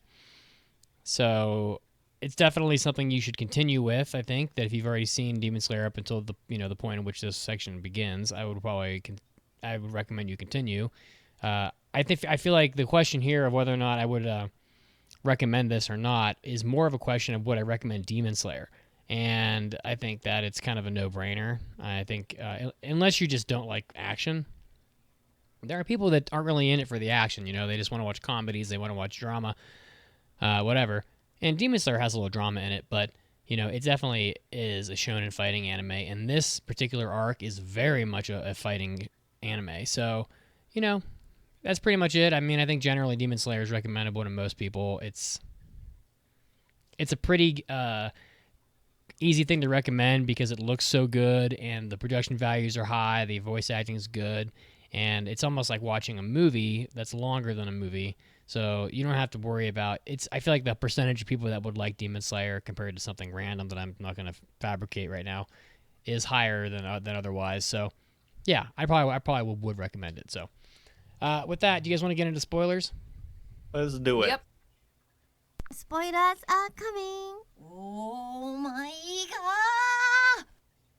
Slap that spoiler graphic on the screen. Yep. What are we gonna talk about? Well, I guess we can say that the animation and the music are still Fucking amazing. pretty great. Yeah. Yeah, I mean, I'm not gonna deny that. I thought that the CG was still better than most shows. It didn't look great in season 2. Like, I felt like they leaned on it more than season 1, and it definitely showed. But it looks good. I like the eye catches, and I think a lot of the fight sequences, like the aerial belt fight in episode 5, like just UFO table, UFO, whatever. It still flexes, and it still looks really good all the time. No questions asked, and it's pretty single-handedly the reason to watch this show. Yeah, I mean, as you mentioned earlier, I found Zenitsu to be far more palatable than the first season. And people might say, like, oh, sleeping.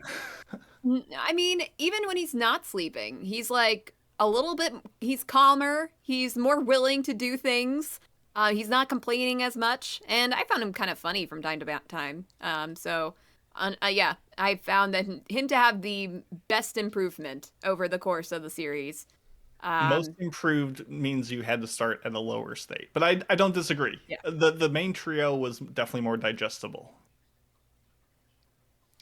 There's a question in the chat actually about what I thought about Nezuko's body changes, and actually I can't say that it's going to be a huge rant, believe it or not, because there's this one part where she kind of digs more into her demon form and she grows up quite a bit. Yeah, she does. She in terms of size and boob size, and I'm sure a lot of people have seen screenshots of it on Twitter and all that, and I've seen it too.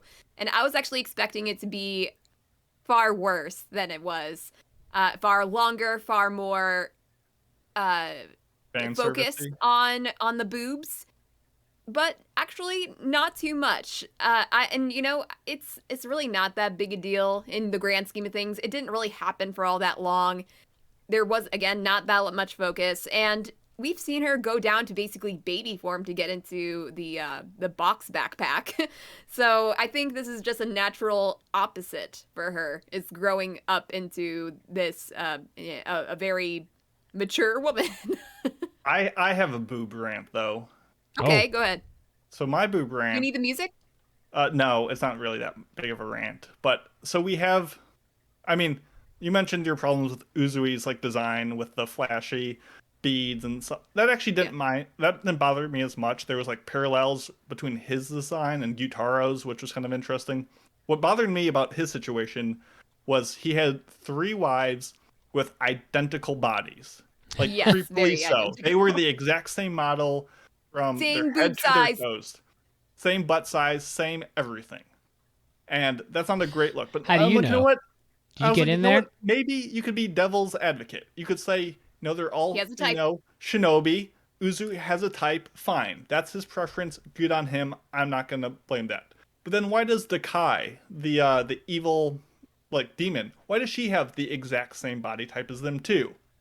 And then you could say, okay, maybe, that's just the body type preferred in the entertainment district. So all the ladies there have that body type. But then why does Nezuko generate the same body type? Like, I didn't mind that Nezuko grew up, if you will call it that, but to grow into the exact same design. It was like they were just Control C, Control V, V, V, V, V, the same, like, most attractive thing. And if that's the kind of ladies the manga wants to draw, good on them. I'm not going to begrudge that. It just was a, I don't know, it's like an indicator of the homogeneity that runs through the series, making everything feel so redundant and generic when every character looks and sounds and is motivated in the same way. I know that this isn't a big deal, and like your mileage may vary, and this could be a non-issue, and it seems really weird to complain about, but like it bothered me in a sense, so I didn't like it.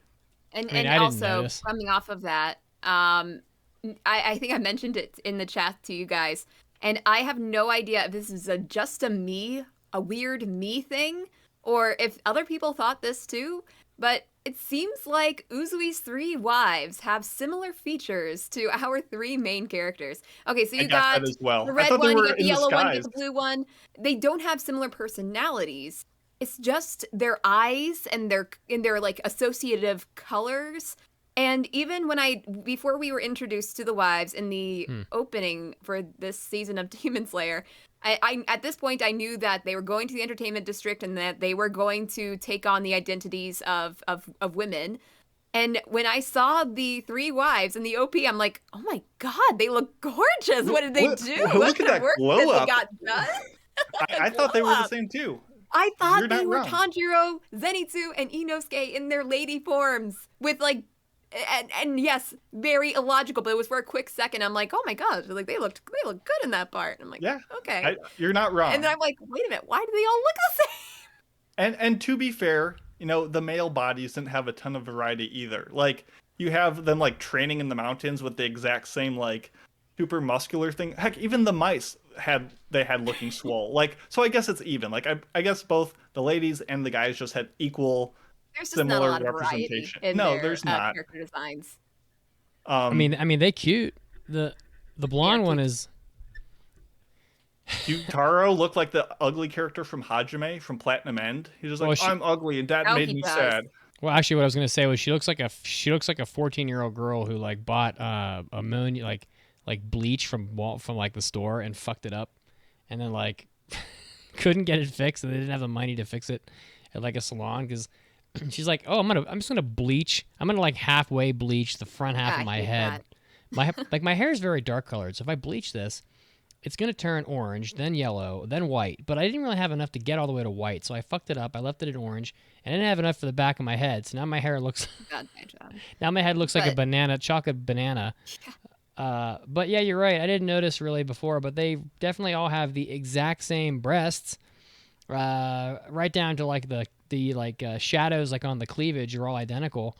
And I put the picture up on the Twitch because it's hilarious. Like, you definitely nailed it. They're even the same height. Is it the end of the world? No, but but it's funny. It didn't bother me really. If there's any rant to be had, it's not about Nezuko's boobs. It's actually about these wives. Now, can I for a moment, Mitsugi? Wow. The Uzui wives review. You can do whatever you want, Carolina. You're a grown lady. I can do it. You can do whatever you want. You got the spotlight. Right. Go. Okay, so first of all, not huge on the whole have 3 wives situation, but honestly, I've seen harems done worse. I'm not even going to be annoyed about that. I'm going to be annoyed about their outfits. Oh. Because they are female ninjas. They are meant to be stealth. They are meant to be awesome. They are meant to do shit. They don't do shit in this series. The most shit that this one does is get in the way of the fighting, basically, and fire off some knives that don't really do much until like one moment at the end that Tanjiro actually starts. And with the outfits, when you have these outfits where you have these big busty boobs that are not for 1 second going to stay in that outfit. I know, they're busting out. It's sexy. They're busting. It is sexy, but it's not feasible. It is not. If you are a female ninja, if you know what you are doing, you are not wearing an outfit like that, where you can get cut, you can take damage. It's certainly flashy, as I mentioned before, so it makes absolutely no sense for a ninja to wear. If you are hell-bent on fighting, if you are hell-bent on gathering information, wear it in the entertainment district, but it seems like they wear this outfit their entire freaking lives. Do they fight, though? I mean, are they fighters? They're supposed to be because they're ninjas. What else are they supposed to do? They are kind of dressed like That's what ninjas. they do. So if you can't fight in those outfits where your boobs are going to be busting out and they're going to have to keep on pushing them back in, because I get it, it happens. But if you have a job to do, get some appropriate clothing. That's all I ask. And that is the end of the rant. But people like boobies, Caroline. They do like boobies. Everyone I can likes see them wearing boobies. those outfits if they are in the entertainment district because that is their cover story. But Boobies in are this very fun. But they in also all these wore flashbacks, they need also to wore wear those something topics- different if it's gonna yeah, work. in the flashbacks when they went to like the grave of Uzui's like fallen brothers and stuff. They were wearing the same. I don't know. I thought they were always wearing that. And boobies that's are kind of they're warm. They're soft. They're fun. They bounce. They provide nourishment. What is there not to like? all Come my on. favorite, Not a baby. all my favorite fighting implements. I mean, It's just- Nezuko is a baby sometimes. As I focus on it, I know I'm not supposed to be focusing on the logic of anime, but it'd be freaking great if it can make sense. Remember when Uzui slapped that girl's butt? Oh Yep. my god, that really set the tone of the season. Cool of him. Wow, what a cool dude. That was- So that was flashy. nice. I think he is cool, except I think he's dressed for JoJo. I He like looks- Uzui. he I looks- don't mind him. No, I like just him. don't know why he did that. Yeah, pretty it mu- other than that, he's pretty fine. Like, but why slap her butt? And Is it people his will say, wife? "Well, it's discipline." No, it was like No, it when he was was the trying to girl. like It was- kidnap the like young girls from like the hospital area. He's like, "Let me kidnap you. Actually, I'll kidnap all of you because why not?" And they're like, "No, don't do it." He's like, "Okay, I'll just capture one, this one," and he goes smack on the butt. And Yeah. I was like, "Okay, dude, like let's that's a little too far." It's not even the anime that makes these things irritating for me. It's the people that it invites in the comments section of these episodes. Because there are people like, "Well, it's discipline," and I'm like, you don't have to do that in this anime. That's not necessary. And they're like, "Well, it's historically accurate." I'm like, what part of the show is historically accurate that it entices you to put butt slapping in it? It doesn't make any. I doesn't mean, make any sense. I thought Uzui saved this season, to be honest. He was okay. I He's mean, the coolest thing in this whole show at this point. He's dressed for JoJo, but he still looks pretty fucking cool. He come on, let's not act like Uzui doesn't look like a guy that belongs in JoJo's Bizarre Adventure. he so does. No, I like him. I just 100%. It's disappointing because people are gonna be like, "Why aren't you guys reviewing the show? Talk about the animation. Talk about the plot." And we're like, "Yeah, true. Like they kind of just were a thing, though. They were just an excuse to get to fighting." And the things that I remember more isn't, the motivations of all the characters or the lackluster OP compared to season 1, which, to be fair, would have been really hard to top. Yeah. It just was like little moments like that were just like, oh, That was weird. Okay. We got to Like, it's remember just- that this is set in feudal Japan, pretty much. I mean, It was like 100 years ago. That wasn't feudal Japan. this takes place a lot further back than 100 years. No, it's not. Well, I Wait, gotta what's look this okay? up. Yeah, look it up, please. Yeah. I'm gonna look it up. But I too. mean, he has 3 wives. old. We It's pretty didn't old. talk about Yeah. that, and we talked about the butt slapping. The I mean, polygamy it shouldn't thing shock doesn't you. bother me. Taisho era Japan. I mean, Polygamy is So that's 1912 to what is it? 1926. I don't want to burst any bubbles, but Japan has social laws right in place at this exact day and time that we would in the United States would consider amazingly archaic and would cause unbelievable riots. So, like, I'm not gonna get into it. Just go look up some like laws about like marriage in Japan. Like, it's not exactly an up-to-date country. So, if you were 100 years ago in Japan, might as well be like the 1200s in the West. But I mean, it's kind of true. 1200s in the West. I mean, until like I'm thinking about Westerns. I'm like, Westerns weren't a thing in the 1200s. And I'll have to look it up, but like to my knowledge, like until recently, girls could get married in Japan at like 15.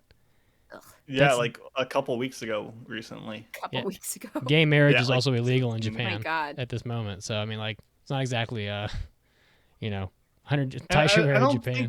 I don't think our problem is with the polygamy. Like, No, Yeah, I it was I'm sure it was okay kind I of don't played particularly up care for about laughs, any of it. but it wasn't a big deal. Like that wasn't a problem. It just I'm- was yeah. an excuse to have more fan service. But I think that Yeah. those characters, like many in this season, amounted to nothing. I mean, honestly, yeah, I feel like nothing happened in this season. Like it was just leading up to one fight, and like basically one singular fight that was drawn out for so long. I mean, to be fair, as a guy who does not watch anime for the fights and is like, like it's like these fights were pretty cool. Like they were good fights. Good fights. But here's the thing for me. I feel like it was always, we're going to fight to our last breath. And basically they're on their last legs. And they cannot even, they don't have any feeling in their body anymore. They can barely hold up a sword. And they're like, they summon this energy to continue fighting one more time. And you can do that. A lot of anime do that, where they have to summon energy where they had nothing before, but now they suddenly do. But you can do it once, maybe twice. You can't do it 5 freaking times like they did in the latter half of this season. It ignored any stakes. It's like, okay, so nothing, they were always going to find a reservoir of strength to fight, basically. And with that, like, it just, yeah, it got frustrating by the end. I get you. I mean, honestly, I thought that Daki was a larger source of fan service than, for at least to me, than any of this other shit. So, yeah. I mean, and she probably has the same body type as all these other girls too. Again, I don't really care. I barely noticed that, but I mean, she's Mitsugi does not shy away from the demon girls. So I do not think that you found her appearance unappealing. No, it was definitely appealing. Definitely, I'm telling you that right now. But that's kind of intended. I mean, look at her character. I mean, Welcome she's half naked. Addicts She's literally half naked. Episode 622, Daki Hot. That's Daki Hot. She's definitely hot, but she's also kind of a pussy. Yeah, she's a bit of a whiny baby. She's also a shitty fighter. That too.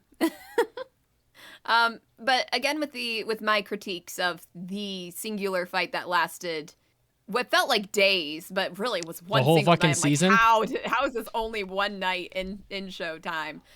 There was just so many flashbacks to things that happened in the time that we did not see in the season, that they were like, oh, we're filling in the blanks, kind of, and then flashbacks to the distant past.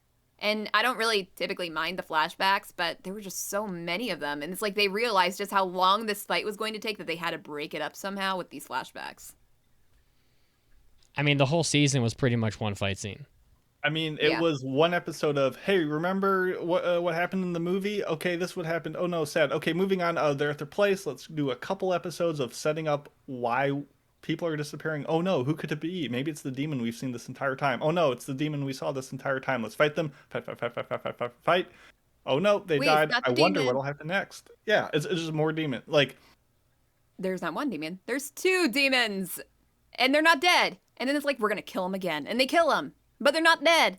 And they're like, we're gonna kill them again, and then we killed them, but they're not dead. And they blow up. How many times did Daki get decapitated in this season? Like 3 times. Yeah. At least 3 times. I thought they were supposed to die when they got decapitated. Yeah, but there was like, it's a 2-for-1 deal, so that's why they never decapitate both. I will say, they're fucking different people.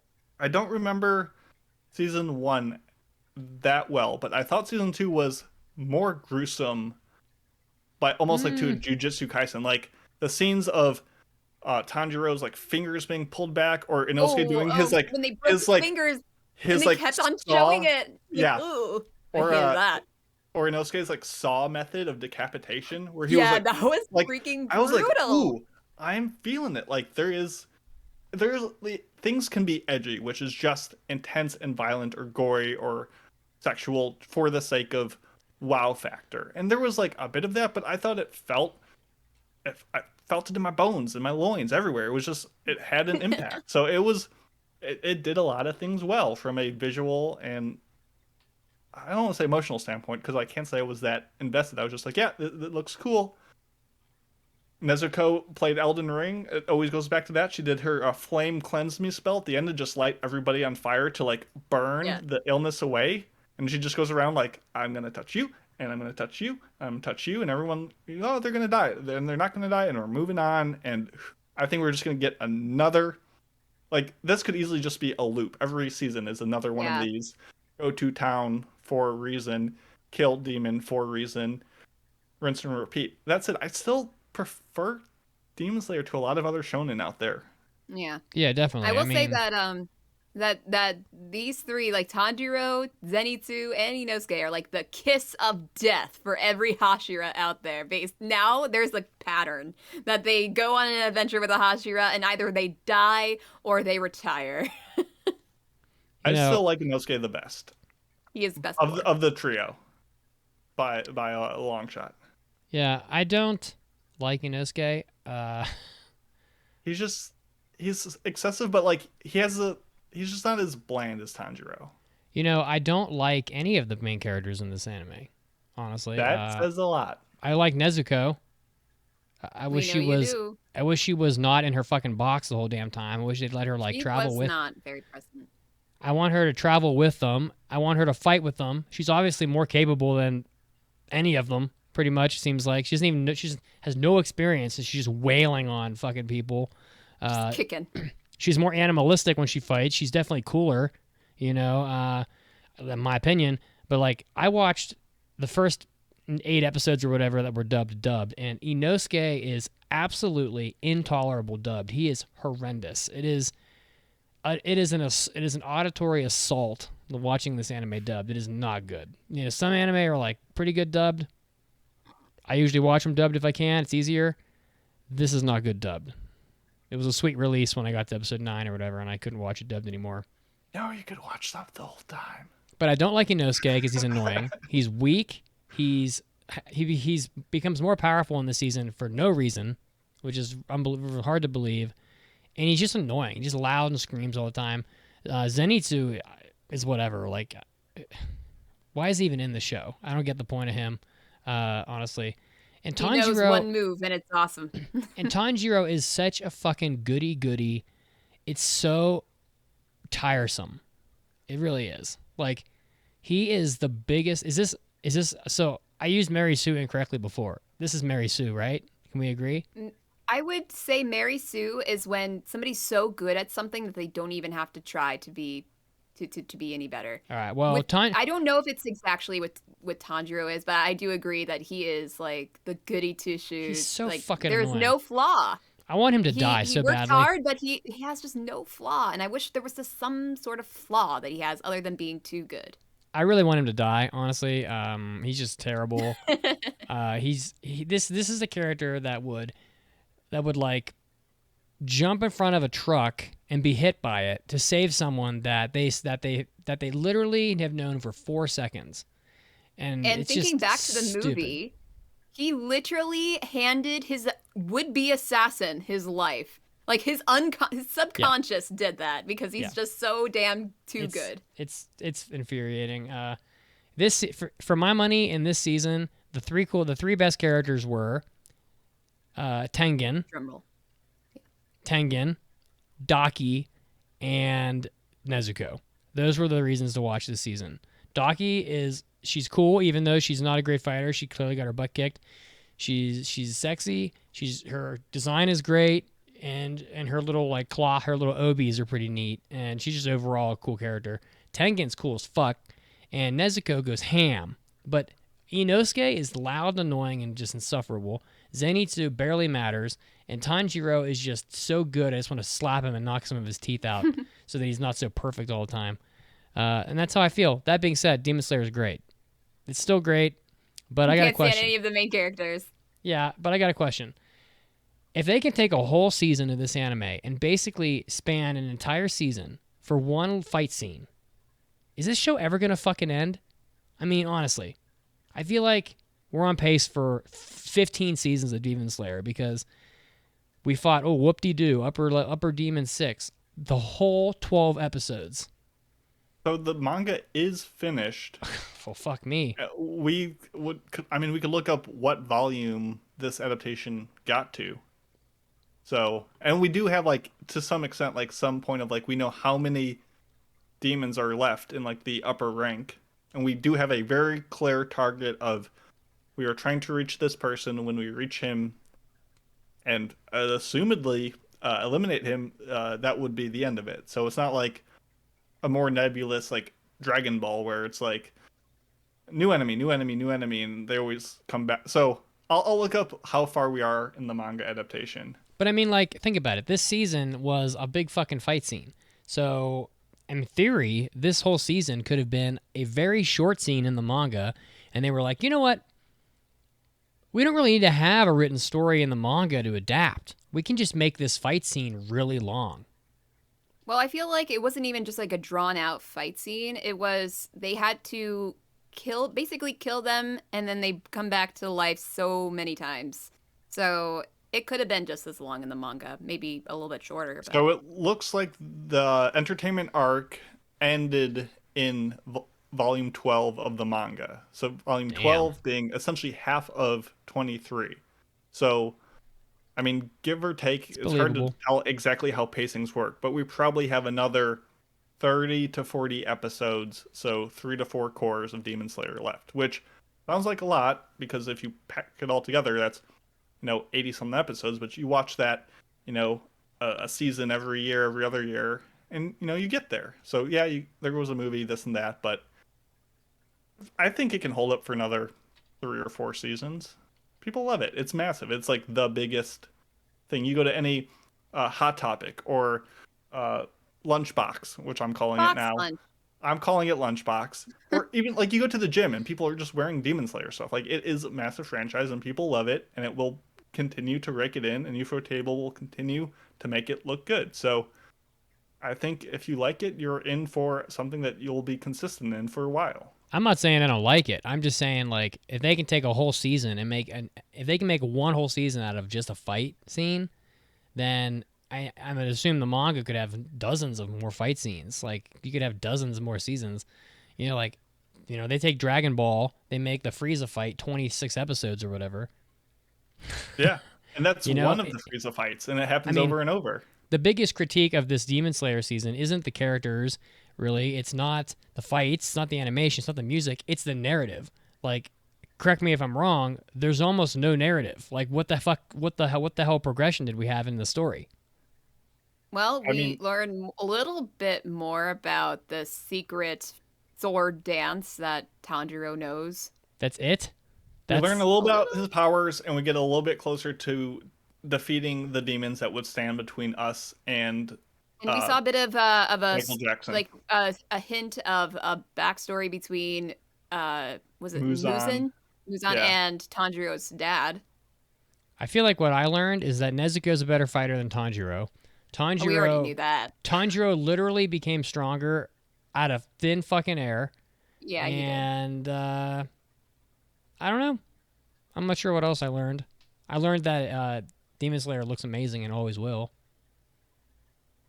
Do you guys like Tanjiro? I liked him in the first season. Past tense. I can't say that I like him as much anymore because he is just kind of insufferably so good. He just one note, just a good person. And it's nice to see that, but it's just not enough to hold me over for how long Demon Slayer is going to last. So I wish there was a little bit more development with his personality or character. Yeah.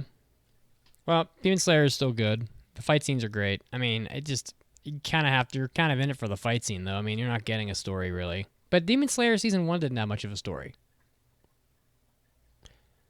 Right? What is the story of Demon Slayer? It was a lot more of the training arc and the sorrow and tragedy of his and Nezuko's past, meeting new friends, kind of, the initial startup arc of any shonen. I mean, I really want to ask, and I want to say it again so people don't write hate mail. Demon Slayer is a good show. Not perfect, good show. I will continue watching it. But we've had 44 episodes in a movie. What is the story of Demon Slayer? Does it have more than who wants to vengeance? Destroy the demons. I mean, I would argue it doesn't have more than about 3 episodes of this anime has less story in 44 episodes than Ranking of Kings had in 2 episodes. True or false? I don't know about that. I mean, well, I wouldn't. I mean, what? He basically put his sister in a box, and they've been walking around killing demons ever since. That's pretty much. I'm not denying that there is a a stark difference in the amount of story of Ranking of Kings and Demon Slayer, because Ranking of Kings is a story. It's focused on the story. Demon Slayer is more focused on the action. Well, I know, but it's been almost 50 episodes, like, right? I don't know. I mean, that's Yeah, the entire run of a lot of shit, like Flame of Recca. That's the whole run of that show, pretty much. So I don't know. It's whatever. I'm just asking. I realize we're not watching Demon Slayer for the story. You know, we're in it for the characters and the fight scenes. Pretty much that's what I imagine. So. I think we're ready to vote. Yeah, I don't know what else to say. Rank it, rate it. Demon Slayer is a good show. The fight scenes in this are about as good as they're ever gonna get in anime. The animation's phenomenal. I feel like UFO Table was like, basically this is gonna make $1 trillion no matter how good or bad it looks. So we have very low risk on the success. Let's dump a shitload of money into it and make it look great. We don't have any risk. We'll make the money back. I don't know. It looks amazing. Better than almost any other show. Tanjiro is Tanjiro. The side characters are the side characters. Tengen's great. Daki's great. Nezuko, need more Nezuko. There's not much story. It's pretty easy to watch. It went quick. The dub sucks. That's pretty much what I would say. I think it's about as good as Demon Slayer ever was. I'm going to give it... I hate how they put the stupid kanji in their eyeballs. It's terrible. I'm going to give this show... Like, character designs are not for me. I don't mind that. It's cool. It's like too flashy. I'm going to give this show 4 wives out of 5. Mm-hmm. Nice. 4? You're giving it a 4? It's pretty much what I gave the first Demon Slayer. Let's see. So we reviewed the first one, episode 498. Mitz and I both gave it a 3.5. All right, I changed my score. It's a 3.5 out of 5. 3.5 wives. Tengen, he fucked up. He wasn't paying attention. He took one of his wives on like a trip. They were gambling. Things got a little crazy. Tengen got drunk. A demon cut his wife in half. He's got 3.5 wives out of 5. Nice. For me, it's a good show. I'm not gonna say it's not. It is a good show, but for me personally, I like more story. I like more character growth. I like logic, as I have described. And I know that not every show can deliver that. And for what Demon Slayer does, it does very well. Very well, yeah. For me, though, I'm going to give this season 3 bodybuilding mice out of 5. Yeah. Nice. I like that. Was there 3 of them, or were there just 2?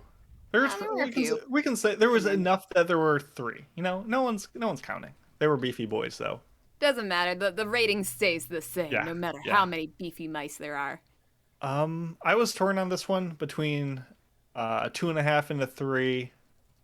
I think that despite all the complaints, what it tries to do, it does well, and it gets to that pretty quickly. The problematic elements are what they are. A lot of that isn't too divorced from shonen. Not to say that that's an excuse for the show to get by what it does, but I don't know. I'd much rather watch this than a lot of the other shonen that's out there. So considering it's not my normal cup of tea, I will give the show 3 main characters that we won't have to review again because we don't review season 3s. But when it comes out, it'll be massively popular. May or may not watch it, but it's we could be doing a lot worse. And Demon Slayer is still it just looks good. And I'm a simple man, and I see pretty colors, and I say, "Ooh, yes, please." So that's it. That averages to a 3 out of 5, which is pretty low. Not bad. We're gonna get hate mail for sure. Of course we will. Yeah. So yeah. I don't. Do we have a season 3 date yet for Demon Slayer? No, I don't think so. I hadn't heard anything. I don't think there was any catch at the end where it was like, "Hey, thanks for the support. See you in season 3." But we all know what's happening. I mean, if D4DJ can get a season 2, Demon Slayer can get a season 3. At least that'll happen. Oh, I have no doubt about that. I was just wondering how long we were I haven't going to heard have to anything. wait. But I assume they're going to have another movie considering. Maybe They're not gonna necessarily. they're gonna do another movie for sure. There is no fucking way they don't. It has the record for money in Japan. There will be another movie, at They'll least make one a more. movie. Yeah, I bet this is probably gonna have 4 movies by the time it's done, and we're gonna be watching Demon Slayer. I'm gonna bet that they won't finish this anime. I'm gonna say 2028. Wow. Okay, I think they're that's gonna early. drag this thing out until I'm dead in my grave because it prints money, and you're gonna get a movie in like the start of 2023. Then there'll be a second season in fall of 2023. It won't do a whole lot. You have another movie after that, and you'll be waiting for a while. That's my I don't think that's we'll my get that take. many movies, but there already is the anime page up for the adaptation of the Swordsmith Village arc. So UFO Table isn't doing so much stuff where they can't pump these out, but I'm sure it's a lot of work to make this thing, and we'll see when they can give it to us. So I just want them to get back on the trail of like getting a real story going, because Swordsmith arc, that could just as easily be Tanjiro goes to some village with another Hashira and fights some random fucking swordsmith for 12 episodes. That's it. probably what it's going to be. It's probably going to be more Hashira, It's probably more going demon. to be the fact that Tanjiro keeps on breaking his freaking sword, and he has to. The guy who usually delivers his sword will no longer do it. He's only going to go there to kill him because he hates how many times he has to fix his sword. So he's going to go to the sword village. He is going to have to ask personally, "Can you make me this sword?" And then demons. I think Tanjiro should get ripped in half by a demon, die on the spot. Nezuko flips out, kills the demon, gets really emo about it, converts the box into a coffin, stuffs Tanjiro into it, and carries him around with her while she goes on a revenge tour. That's what I want, but that won't happen. You can make a fan fiction if you want. Boy, I can only imagine that's probably already been written. So, okay, anyway, because I just don't like Tanjiro. He's so boring. And I hate how he cries all the time. He's just, why? What are you crying for? All right, guys. He's an emotional boy. That is the end of very emotional. That is the end of the podcast. Thank you all for listening. We have made it to the end. Next week, we are going to be doing a review on 86. And I believe we decided that next week's going to be a mailbag catch-up because our dear Caroline will be doing very important things that I will not be doing because I am not a good boy. I should be. People don't want my opinions on things. Maybe I'll answer them anyway and put them in the doc for you guys to share. If you like 86 that much, then you go right ahead. I'm not talking about 86. I'm talking about the mailbags. Oh, the mailbags. Okay. Well, if you want to find the podcast, we're on Twitter at AAA Podcast. Mason is at Macy Pacey, so go check him out over there. Facebook, of course. We're on TikTok. Check out the TikTok, _anime_addicts. Make Caroline happy. Don't waste her time by not looking at her cool things. Discord. Oh, also, Anime Club. Yes, Anime Club on our Discord. We're going to be discussing Paprika on 420, baby. 420. No one's going to remember that. Please try. And of course, if you want to support the podcast, aaapodcast.com/join. Get all the extra content, support the podcast, write a review on iTunes, tell a friend. We love you. We'll see you next week. Bye. See ya. Are you actually still listening? You didn't tune out at the end? Congrats, we love you. Have a good one. Okay, now you can hang up. Bye.